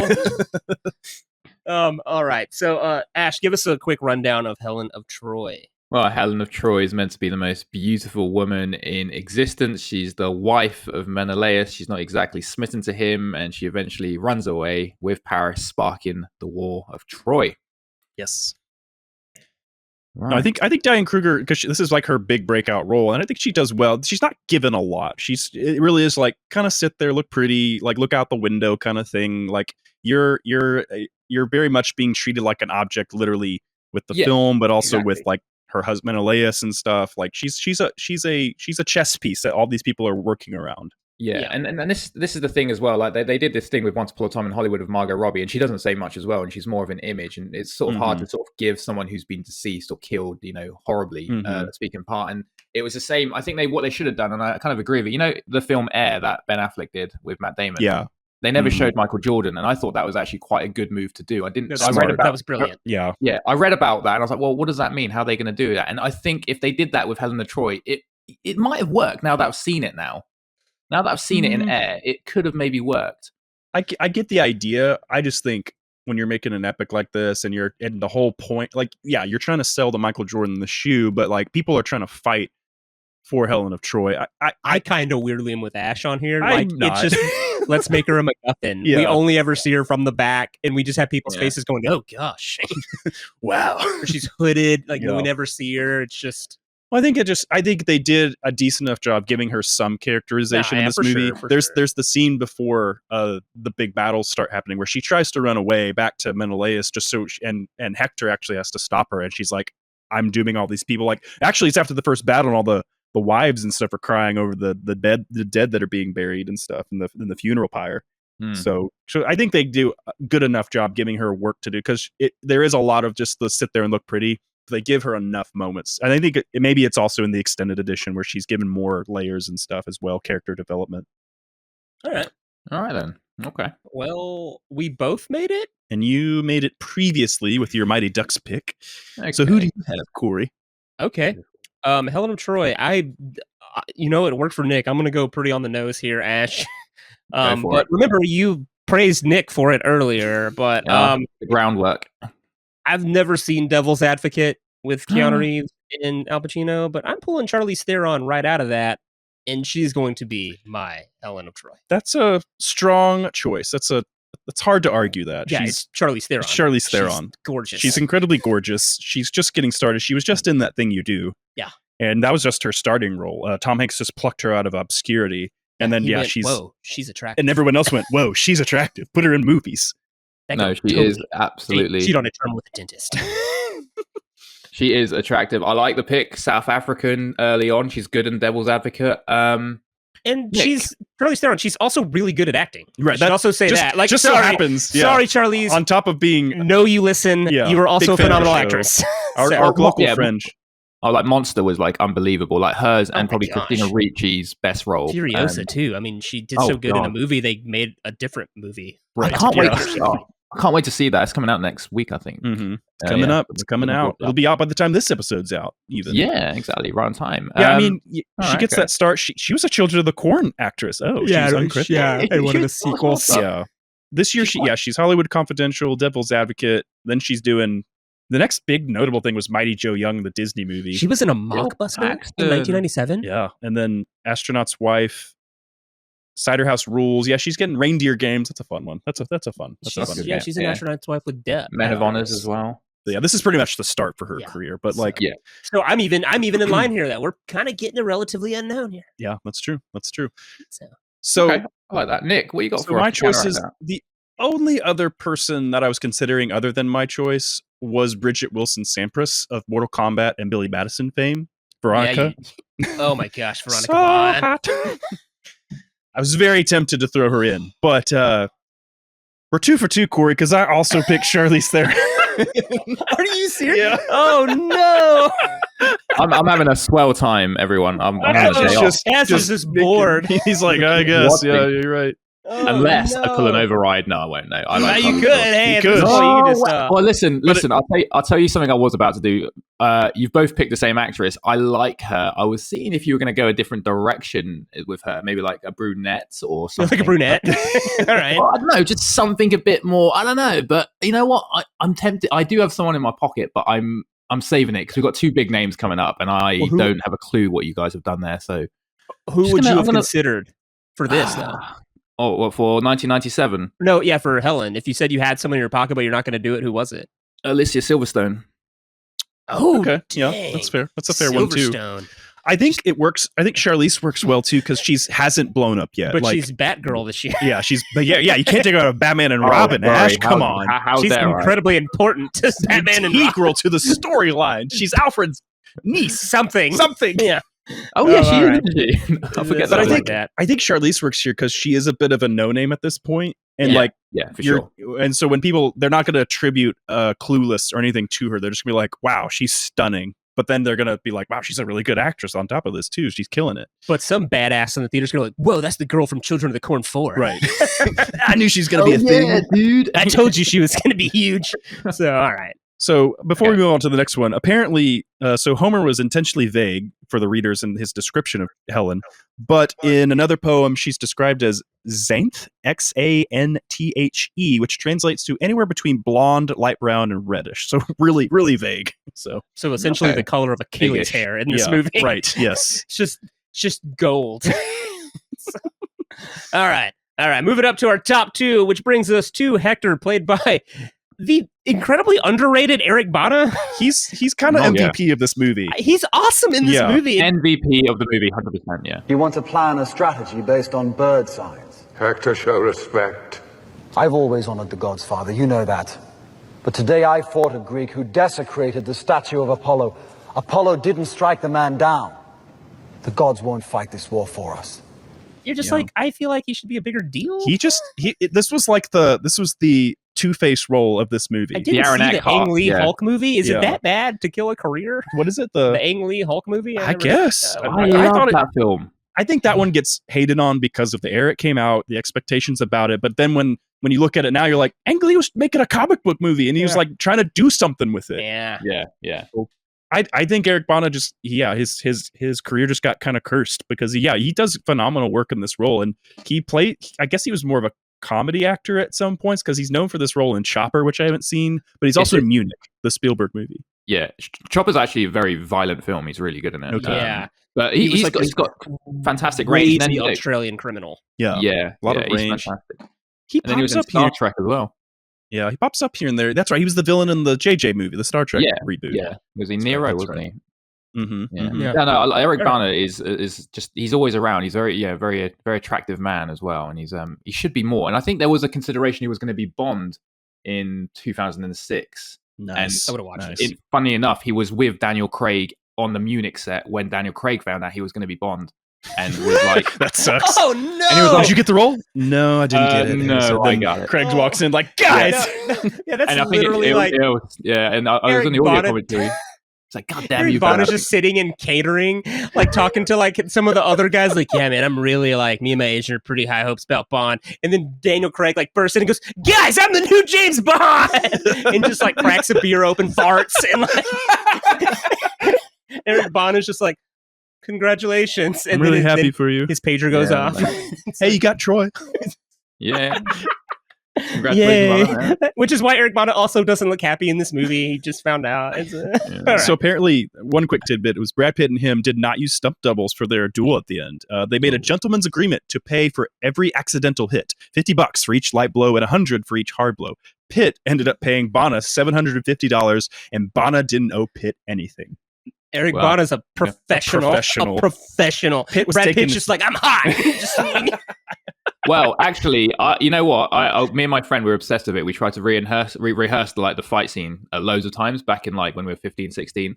And we realized that Brad Pitt swings more times than Hector does. Hector's actually just defending and swings only 3 times. So it would logically and probability wise, Brad Pitt would probably end up doing that more. Oh yeah, okay. We found out. He's kind of he takes the strategy that he told Paris, like Menelaus is big and he's going to tire her out, so just tire him out, and that's what he's trying to do with Achilles. Exactly but right. He's Achilles. Yeah, dude literally has a motor that won't stop. And he changes his tactics because when he swipes him, and then Brad, he kind of just sort of like forfeits and sort of like, okay, you're going to kill me now. But he just, Wait, I have a question. Okay. Does someone tell Paris about Achilles' weakness? On the ankle? Yeah. No, I think it's just a stray thing. Yeah. So he's actually a shitty archer. He is. Yeah. No, he just he's gets like a lucky aiming shot. for Brad Pitt's head and just happens to hit him in the ankle. Because I think in the spirit again, of Brad Pitt's immortality leaves. Again, we're playing with the idea that they're very low key, that the Greek myths aren't being pushed around. I'm sure there's the legend of Achilles going on. And no, maybe, I was just literally wondering in the movie if someone tells him that. Remember it being like it would have been hilarious if Orlando Bloom knew the whole time that he had a weakness and forgot to tell Hector. When he goes up there, it's like, oh shit, I forgot. Aim for the ankle. It's quite. I think in the movie they cover it quite well because Paris sees him and he's hugging Briseis. So the only part that he can't risk hitting Briseis is his leg. Right. So he picks the furthest point away from Briseis, which would be his ankle. So there's some strategy to it because he practiced for like 3 days, Corey. Yeah, so. 3 whole days. My idea is more fun. He's just really bad. I like your idea more. All right. The gods decided, Corey. But Ash, quick descriptor of Hector. Spent a lot of time placing Eric Bana. Eric Bana playing Hector, firstborn son of Troy. He's the leader of the Trojan army, and he's considered the greatest warrior in Troy. Thinks logically, trusts his own instincts, and he doesn't listen to any of these omens or priests. He's quite level-headed and very attractive man, and he is the leader of all leaders, I would say, in the Greek mythology. They do lean into the moral compass of the movie, I would say. Yeah, there's a lot of scenes where it's like they're doing the omen thing, and he's like, this again. That's his whole struggle, is like trying to be the strong leader and then constantly being and he's just surrounded by his coward brother, his superstitious dad. He's like, damn it. Just stay inside. They clearly can't get in. Yeah. I say we go out there and kick their ass. I say we go back out there. Stop a butthole with them and kick them back to the Aegean Sea. Some dude's playing with bird's eyes, and he's like, no, we're going to go back out where they kicked our ass yesterday, only this time we're going to kick their ass. Hector's literally like, guys, defense wins championships, okay? Come on. Literally. The Bulls would only had 2 rings if it wasn't for Dennis Rodman. You guys are clearly misunderstanding this. All right. So, Nick, I'm going to let you go first here because we've tied twice now, and I feel selfish. And what you don't know is you took my pick for Hector early on with Val Kilmer. So I had to. So I guess we're not going to nail that one unless you just happen to have my second pick pulled out. What? This is a wild here, honestly. So we have Corey and I have done 3 in a row before where we've had the same pick. Back really? we did 1969 Sleepless in Seattle. We did the top 3, remember? You're right. Yeah. So if there's potential here that we could potentially do more, but I don't think we're going to. No, I went wild here. I'm tempted to just pull George Clooney up my casting chart and just put him here for you to pick. I'm gonna go. My pick was crazy as well. So my second choice. And you talked about it earlier. It's a movie you said you really enjoyed, and it was a subtle performance for him. I'm giving you Stallone. Okay. Sylvester Stallone. I think it's more of his wheelhouse, like where he was trying to play the cop in Copland. He does a great performance. For some reason, it just didn't it didn't take off, and people didn't go, you did a great job here. But I think it's because the mystique of Stallone was too far in place, and it became too left field for him. Okay. But if you give him this role, where it's still action, it's still tied in his world, but he gets all those abilities to have the nuanced performance going on. You get to see like, wow, Stallone's got more in the bag than we thought he did. So I think like being the older brother, being the strategic leader, like everybody's going to be like, well, Stallone, he's going to talk like this the whole time. But it's like, no, that's the caricature of Stallone. Like, yeah, when he's 70, he talks like that. But right now he's like in his 40s and he's still like in pretty much the tail end of his peak run, I would say. Yeah. So I'm going to give you the starting to age Stallone here to give us like a Copland style performance of subtlety, but still getting to be an action hero a bit. We'll call it a passing of the torch moment for whoever Achilles becomes. Okay, just to clarify here and to our viewers, you were going to pick Val Kilmer. Yes, but Corey stole it from me. Ash still has a switcheroo. That's true. That's true. And you could put Stallone here and then switch him to Odysseus. I mean, that's fair. You're not out of the game yet. Yeah. Because this is my biggest roll of the dice here. Okay. Yeah. And that's because I'm not going to go through this without Titanic getting out of this intact. Oh. That movie's too precious to everybody. So I'm going to attempt to just kick James Cameron in his left testicle. Who do you got? Who are you pulling for? I'm not bringing Leo. Leo would be terrible. Yeah, he would have been a great pair. Too young for this. I'm bringing you the villain, Billy freaking Zane. Billy Zane. Billy Zane's just majestic looking. I think he can play Face. He did it in Tombstone. He played Face. He tried with the Phantom, or He whatever. tried with the Phantom. I'm just sick of the Saint and the Phantom. I'm just killing all those movies. Like, forget this. But yeah, I feel like we could put someone else in that role in Titanic, and it'd be fine. It's not like it made his career. Really, it gave him the Phantom, and he just blew it right away. The Phantom's after this? Oh, I thought it was a late 90s thing. Or early 90s thing. I thought it was like after. No, there was that while they tried to do... The Phantom's 96, so this is after. Okay, so he's already... Oh, man, Right so there. Titanic should have got him back on. Should have jumped him back, but he does not. No. Hey, he's in SSX Tricky as a voice. He's in a cool video game. Yeah. Kingdom Hearts, you know. But he's Billy Zane. Yeah, he's Billy Zane. He looks like a guy that belongs in an epic Sand and Sandals movie, and I like the idea of him being a good guy instead of being the douche on the boat. Okay. So Sure. Yeah. A face turn, if you will. In my mind, I thought Hugh Jackman, he's acting in Australia right now, but that seemed like a pretty easy punch. Like to pull him out of obscurity it's literally a bit. like, let me just bring him over a couple of years early. Before He Wolverine. is acting. He's mostly doing Song and Dance Man over in Australia. That's fair. But it just seemed like I'm just bringing you the Eric Bana again. Yeah. Help. I don't know what to do. You don't know what to do? I don't know what to do. I mean, I've got... Okay. For me, this is the best performance of the film. And Nick brought you Stallone. I've got Stallone's underrated. He can act. Rocky doesn't work if he sucks. I've got Stallone and I've got the Phantom for the... I'm sorry. Nick brought you post-Demolition Man Stallone. He's an aging older warrior. Hey, his biggest rival's playing Mr. Freeze this year. It's a layup for him, really. God. Okay, I need to think. Hold on a second. Right, so Sylvester Stallone and Billy Zane. Okay, the good thing about Eric Bana was perfect for that role, simply because his compass was always facing north, and you could see that in him. And we didn't really have a lens of Eric Bana being anything else, unless you did watch those indie movies like Chopper or anything like that. But he is a heartthrob. You just look at him. He doesn't even need to speak, and you get it. You know who he is. I look at Stallone. I look at Stallone and I look at Billy Zane. Now, Billy Zane's a very good-looking guy, and he's played heroes before. Sure. But he does have that hint of antagonism in him, and that's very obvious from Titanic. He's got that... I don't want to use this now, though. Okay, this is where I need to be tactical. I need someone who I am going to like and someone who I'm going to fight. Okay, so this is what I'm going to do. I can't pick Stallone for this. I'm sorry, Nick. I can't pick Stallone. Come on! But I can't... You could pick Stallone and swap him with Val Kilmer. You could pick Billy Zane and pick up and switch him with Val Kilmer. What I'm going to do, I'm going to pick Billy Zane, but I'm going to switch him with Liam Neeson for Menelaus. I'm going to put Liam Neeson in the role of Hector because he knows how to fight. He's tall. He has a good moral compass, and I want Billy Zane in an antagonistic role. And I can. But then he's Menelaus. I guess I can age him up a bit. It's fine. Well, you got to age. Well, you age Menelaus down, is what I'm saying. My other option is Val Kilmer, and he's been parked there for a reason. Now, that's a simple switch as well, but I like Liam Neeson in the role of Hector, and Val Kilmer is. I'm struggling. I can't pick either of those two, but I could switch them. I'm looking down my list at Liam Neeson. I've been in and Ash's shoes where your favorite character has just been you've been brought just garbage. Well, I can't be Rocky.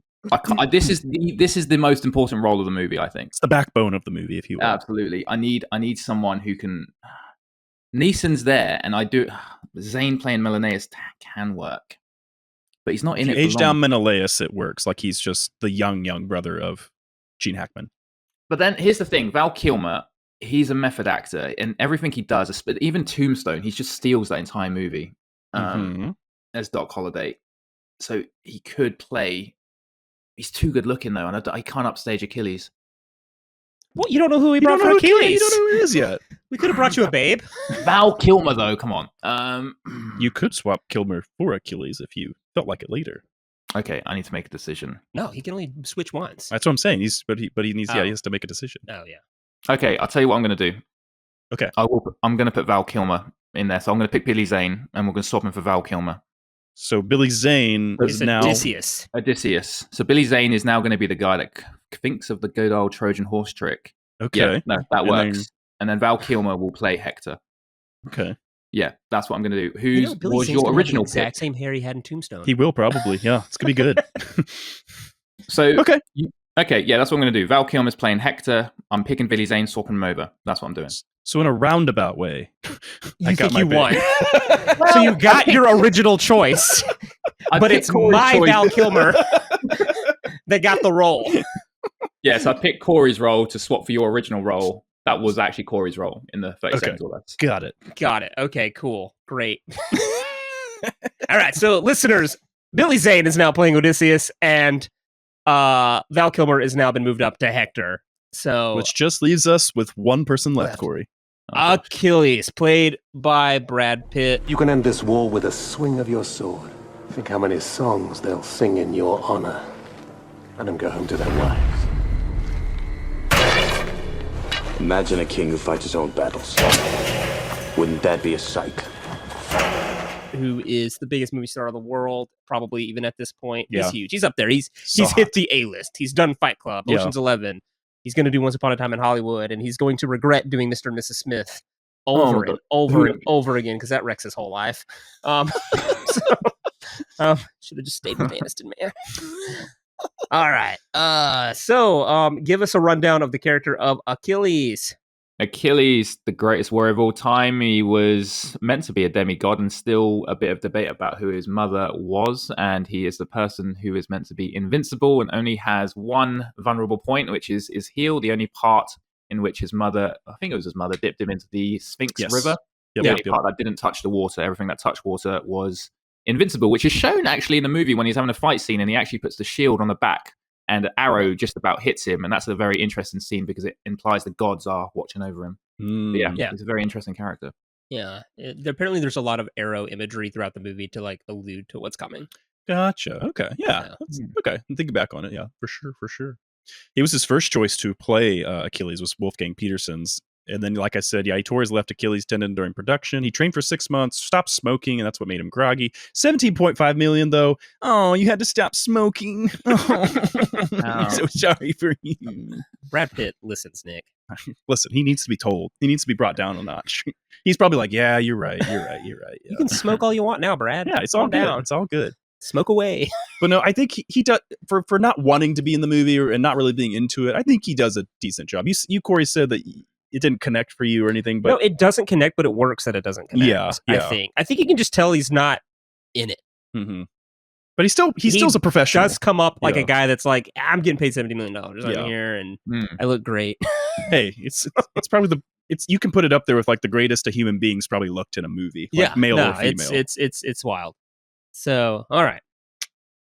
Whose turn is it? Honestly, Ash, I have no idea whose turn it is anymore. Hold on. It's Cory's. We tied. There was a switcheroo. Nick got what he originally wanted. Nick, technically it's Cory's because I picked Billy Zane.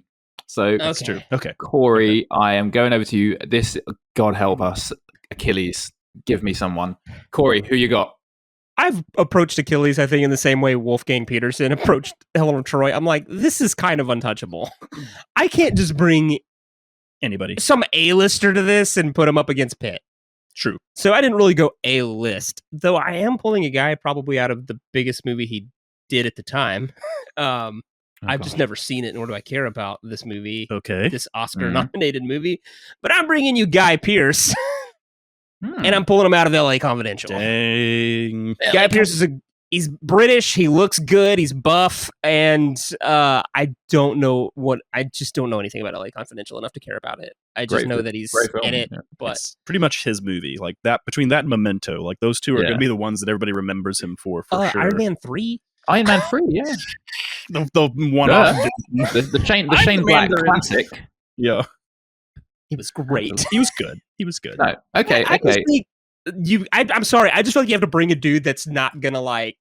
I can't bring an A-lister here. He's just not gonna look good. It's not gonna feel right. I'm bringing just a guy that I feel like has a lot to prove. Okay. All right. you've gone a different angle. I like Guy Pearce, and Guy Pearce is a very good actor, and he's got a great body. For sure. And while it's taking him out of LA Confidential, you put him in this kind of role, and there's potential for him to have a very different career. I'm not like taking him out. I'm not making him freaking Odysseus here. I'm giving him the role to be Achilles here. Yeah, true. Okay. Smoke I'm just digesting that. Okay, Guy Pearce. Okay, fine. Nick. So, Cory, I went exactly the opposite of what you were thinking. I'm bringing you the biggest movie star in the world, Cory. Free agent this year. He's about to go on another run of his many runs. We don't get to talk about him too much because he's always busy. This is where I'm dropping Tom Cruise, Cory. He's 5'3". It's the magic of filmmaking, Cory. Everyone's short in Hollywood. Everyone's short. Maybe Kilmer's kind of tall, but Brad Pitt's a solid 6'1". He's solid 6'1", but they'll make Tom Cruise look good. Hey, listen, you don't got to be tall to be a good warrior, Cory. You just got to look good while doing it. You can be Achilles is portrayed in this movie as a dude that has solid hops, has a horizontal. He can go anywhere he wants to on the field of play. Solid hops. He's got mad handles. This is not a bulking, hulking Schwarzenegger role. This is an all-around NBA all first team right here. Oh my god! Multi-tooled athlete here. I'm trying to think. And then you got to think about the star power. Like Cruise is just going to eat up that scenery when he's arguing with Agamemnon and Gene Hackman. He's going to seduce and him and Rachel Weisz are going to have a nice little love story going on. And then him and Val Kilmer get to have a rematch from Top Gun.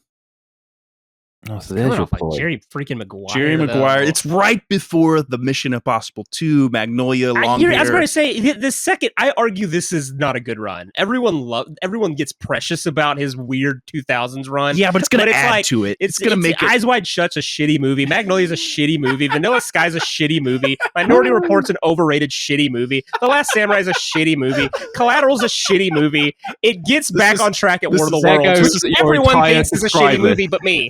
So, this is Cory's least favorite run of Tom Cruise's career. People get all precious about his weird party run. This is my guilty pleasure of the Tom Cruise run. I'm with Nick on this. I like that run. I really do. I hate it. I think it's this is just going to add to it. This is where he was like trying to really be like an actor's actor and an action star at the same time. I hate it. And somebody had to say, pick a lane, dude. I hate it. And I'm glad he said, I'll just make 8 more Mission Impossible movies. I would rather just strap my ass to the side of a plane and hope for death. But here he's going to strap a shield on one hand, sword on the other. You know, he's going to drag Val Kilmer's body around the Troy walls. It's like, okay, here's my thing. I'm going to have opinions about Tom Cruise here. Okay. It's like in 1997, we have not seen a buff Tom Cruise. We haven't. For whatever reason, he decides to get buff in his 50s. He decides I'm not going to work out until I'm 50 years old. Well, because we know in Jack Reacher and in Rock of Ages and stuff, the guy can put on. Sure. Like, he can put on some mass and he can look good, you know?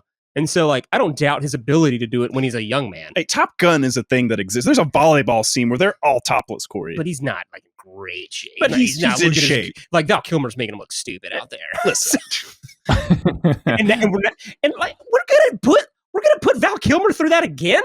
Like, being bested by Tom Cruise? Yep. Listen, not everybody gets Maverick and Iceman. Not everybody gets to be the leading man. Now, but what I'm saying is, like, I don't doubt his ability to put on mass and put on muscles as a young man. Yeah. So I'm not gonna like necessarily get like too lost in the fact that we all know he's technically kind of a small stature dude. Sure. It is Hollywood. We can make him look bigger. Blah blah blah. And it's just, I don't guess I have that much. If I can get past that, I can't like really bash it too bad because he's a great actor. Yeah. I don't know if he can do a British accent. Well, neither could Brad Pitt for some reason. Yeah, in this movie. Brad Pitt's wasn't great. So you just listen. Tom Cruise is going to make you believe he's got a British accent, or it's just whatever accent they decide to go with. I don't know. It's interesting. I once again lost. He's torn. Hey, but you kept your override. That's true. You do have your override. Safe here. I've got an override, and I do have a name that you didn't pick. But I'm just thinking. So look, Nick's right. You do need a name. This is the person in front of the poster. This is the image. You need a big name. You do need an A-lister. I agree with that. We got one. We got Val Kilmer, Gene Hackman, Joshua Jackson. Tom Cruise, I just can't see on a horse for one. I know he's done it in Last Samurai. He's barely on a horse in this movie. I love that Ash is getting caught up on the horse thing. Barely on a horse. The horse is going to make him look small. He's I don't even know a scene he's on a horse. We're gonna have to get a miniature horse. I don't know if he's on a horse in a scene. I mean, when he rides up the chariot. The only scene that would make he's sense on the chariot, Corey. You stack it. Listen, we'd ruin this for Ash on the top 2. No, I mean, I've got Rocky. I've got it's just there's what the direction this has gone is interesting. Look, Guy Pearce is perfect for the role. However, he's not a name. That's the thing. He's like Willem Dafoe. He is an A-lister to Hollywood, but to audience members, he's not. He's in and out of mainstream indie movies. So Guy Pearce is perfect for this, but he's not the person that's going to sell it. And I don't want Val Kilmer to sell it because it's not his movie. He's going to carry the movie, but he's not going to sell the movie. We need the bodice. We need the front cover. And we need a name. And that's where Tom Cruise literally falls short. He is the name, but I just can't see him playing Achilles because Achilles is this power, this demigod. Achilles is like, but the Brad Pitt. It's not like Brad Pitt makes him like this hulking mass. Like he's very agile. Achilles, like he's an ectomorph. He didn't put on a lot. Yeah, exactly. He didn't, I'm not saying you go Chris Hemsworth on the role or anything like that. And that's my thing. But even think back to the opening scene when he shows up and takes out like the Goliath 8-foot tall looking dude. Like that's setting the tone immediately. It's like, no, Achilles isn't like this Schwarzenegger Stallone in the 80s type of dude. He's the agile, like I know how to fight. Like I'm the greatest warrior. Well, let me ask you this, Ash. Are you going to use your override? Or are you just trying to soften the blow here? I'm trying to. I have an override and I have a name. I'm just trying to see because if I'm going to pick anyone, I want to pick Guy Pearce because he's actually quite good for the role. Who's your override? He just pretty much told. Don't, just because it's going to be my guy, don't force him to override now. I'm asking him to discuss it. I'm not saying he should pull it. I'm just saying. Am who's I allowed to thinking discuss about my override even if I haven't decided? No, because there's nowhere else to go now. This is the last roll. So my override was going to be, and this is a guy who can definitely buff up, and he's done action films before, and I think he is probably better looking than Val Kilmer, and that would be Kurt Russell, and I would put him as the role of Achilles, and I think he could definitely do the role. Yes, I would have a Tombstone reunion, but that doesn't matter. That would be okay, and he is a name because he's an 80s name, so I'd have the name, I'd have the good looks. I would have to take him out of. Whoa! What? Yeah, hold on. Hold on. Whoa! Breakdown. I told you we're going to decimate 1997 here. He's playing a regular dad, a regular husband. Try to make it happen. This is the thing. Kurt Russell has all three of those. He's the name. He's got the name. He's got the looks, and he can have the body for sure. He's had the body before. I didn't think about Kurt. Be 46 at this point. Yeah, 46. I don't think there's any drop off. You know, I think the 80s, you're definitely like, yeah, I totally get where you're going with it. But it's like the 90s, he's not having as big a decade as he was in. And that's why I kind of want to put him in this film because I kind of want to just sort of recharge him because he's still looking good for that age. And Breakdown, he looked good. So sure. He's got the hair. He can do that. The accent's the only thing that worries me. Yeah, I don't care. I think in the 90s we're generally fine. Like, yeah, Braveheart's a thing that happens a few years earlier, and it's very accurate. But this is kind of like Sword and Sandals to the T of like it's that 80s mentality of like, yeah, we don't really care if you have an American accent, the British accent, like just make us just do the things, fight the fights, kind of thing. Do you know what I'm thinking about is the fight scene that they have with Val Kilmer. So who's going to have? I can't. Top Gun Maverick will ruin it for me. No, that Maverick Iceman fight will ruin it for me because of the length. No, it's great. It's kind of there's a little meta-ness to it, but like but by this point, like you've already substantially put them into the roles. Like it's the slow build to this fight at the end of the movie, and they're already like this is Hector, this is Achilles. So I'm gonna say something. Yep. In Breakdown, which I'm not pro killing, but he wears a very loose shirt throughout that whole movie. And I think that's because in Breakdown, he is extremely huge. Because this Breakdown happens right between Escape from LA and Soldier, which is you're at peak massive Kurt Russell. Like probably doing roids at the time. Like he's huge in Soldier. And he had really good arms in Escape from LA. Like he went sleeveless in Escape from LA. So he can put he's on in weight. shape. He's in shape and he in can put on 97. the weight. Yeah. It's not like you're going to get like somebody goes, this may he is big. Yeah, I think the body's fine. Like again, we don't need to be like The Rock or anything, but he needs to be quick as well. Like you need to see like the when he's storming the beach and Achilles takes that entire front. I think you need to see that agileness with the character. If Kurt Russell can do that, then I definitely. And this is the thing, Tom Cruise can do that, but I just don't see him as Achilles. You know what? I've made my decision. I'm going to use my override. I'm going to put Kurt Russell in here. I'm sorry, guys. Just don't see the vision. I need the name. I need the name. I gave you the name. I gave you the name. No, Tom Cruise is no. I can't do Tom Cruise. I just don't see him on a horse. I just don't see that. He barely. that one scene will ruin the movie for me. Honestly, That's the only horse. It's not even the big horse in the movie. But it's the chariot and then dragging his body away where you're meant to be mourning. I'm going to be like, chariot. He's not on the horse. Those are long shots. We can get a double. I'm having Kurt Russell. So sorry, lads. I'm going to override those decisions, and I'm going to put Kurt Russell in there. Oh, my dreams. Take him out of breakdown. I'm crushed. I'm devastated. But you do get a Wyatt Earp, Doc Holliday sort of fight. So it's a reunion, just not the one I was hoping for. So you guys, right, you guys made me not work in the midsection and made me work really hard for the last two. We did make you out. Even out. Well, Cory, do we want to do the breakdown of this full list here? Yeah. You want to run it down for everybody? Yeah, Nick, please run this movie down. Okay, so from the bottom to the top, here is the final cast for Troy, 1997. Eurydice will be played by Tom Sizemore. Andromache will be played by Elizabeth Perkins. Menelaus will be now played by Liam Neeson. Patroclus is going to be played by a young Paul Walker. King Priam is a Christopher Plummer, classic actor. Odysseus in a switch, we now have Billy Zane playing him, being the crafty man that he is. Briseis will be played by Rachel Weisz. Paris will be seen by D3 Mighty Duck fame Joshua Jackson. Agamemnon will be played by Gene Hackman. Me and Cory both picked the same on that one. And the next one, which is Helen of Troy, will be played by Charlize Theron. And at the top, we have Hector being played by Val Kilmer, and Achilles played by Kurt Russell. That's a very attractive list. It's a very attractive list. Like, everyone is just peak good looking. I like Billy Zane as Odysseus. I'm liking that.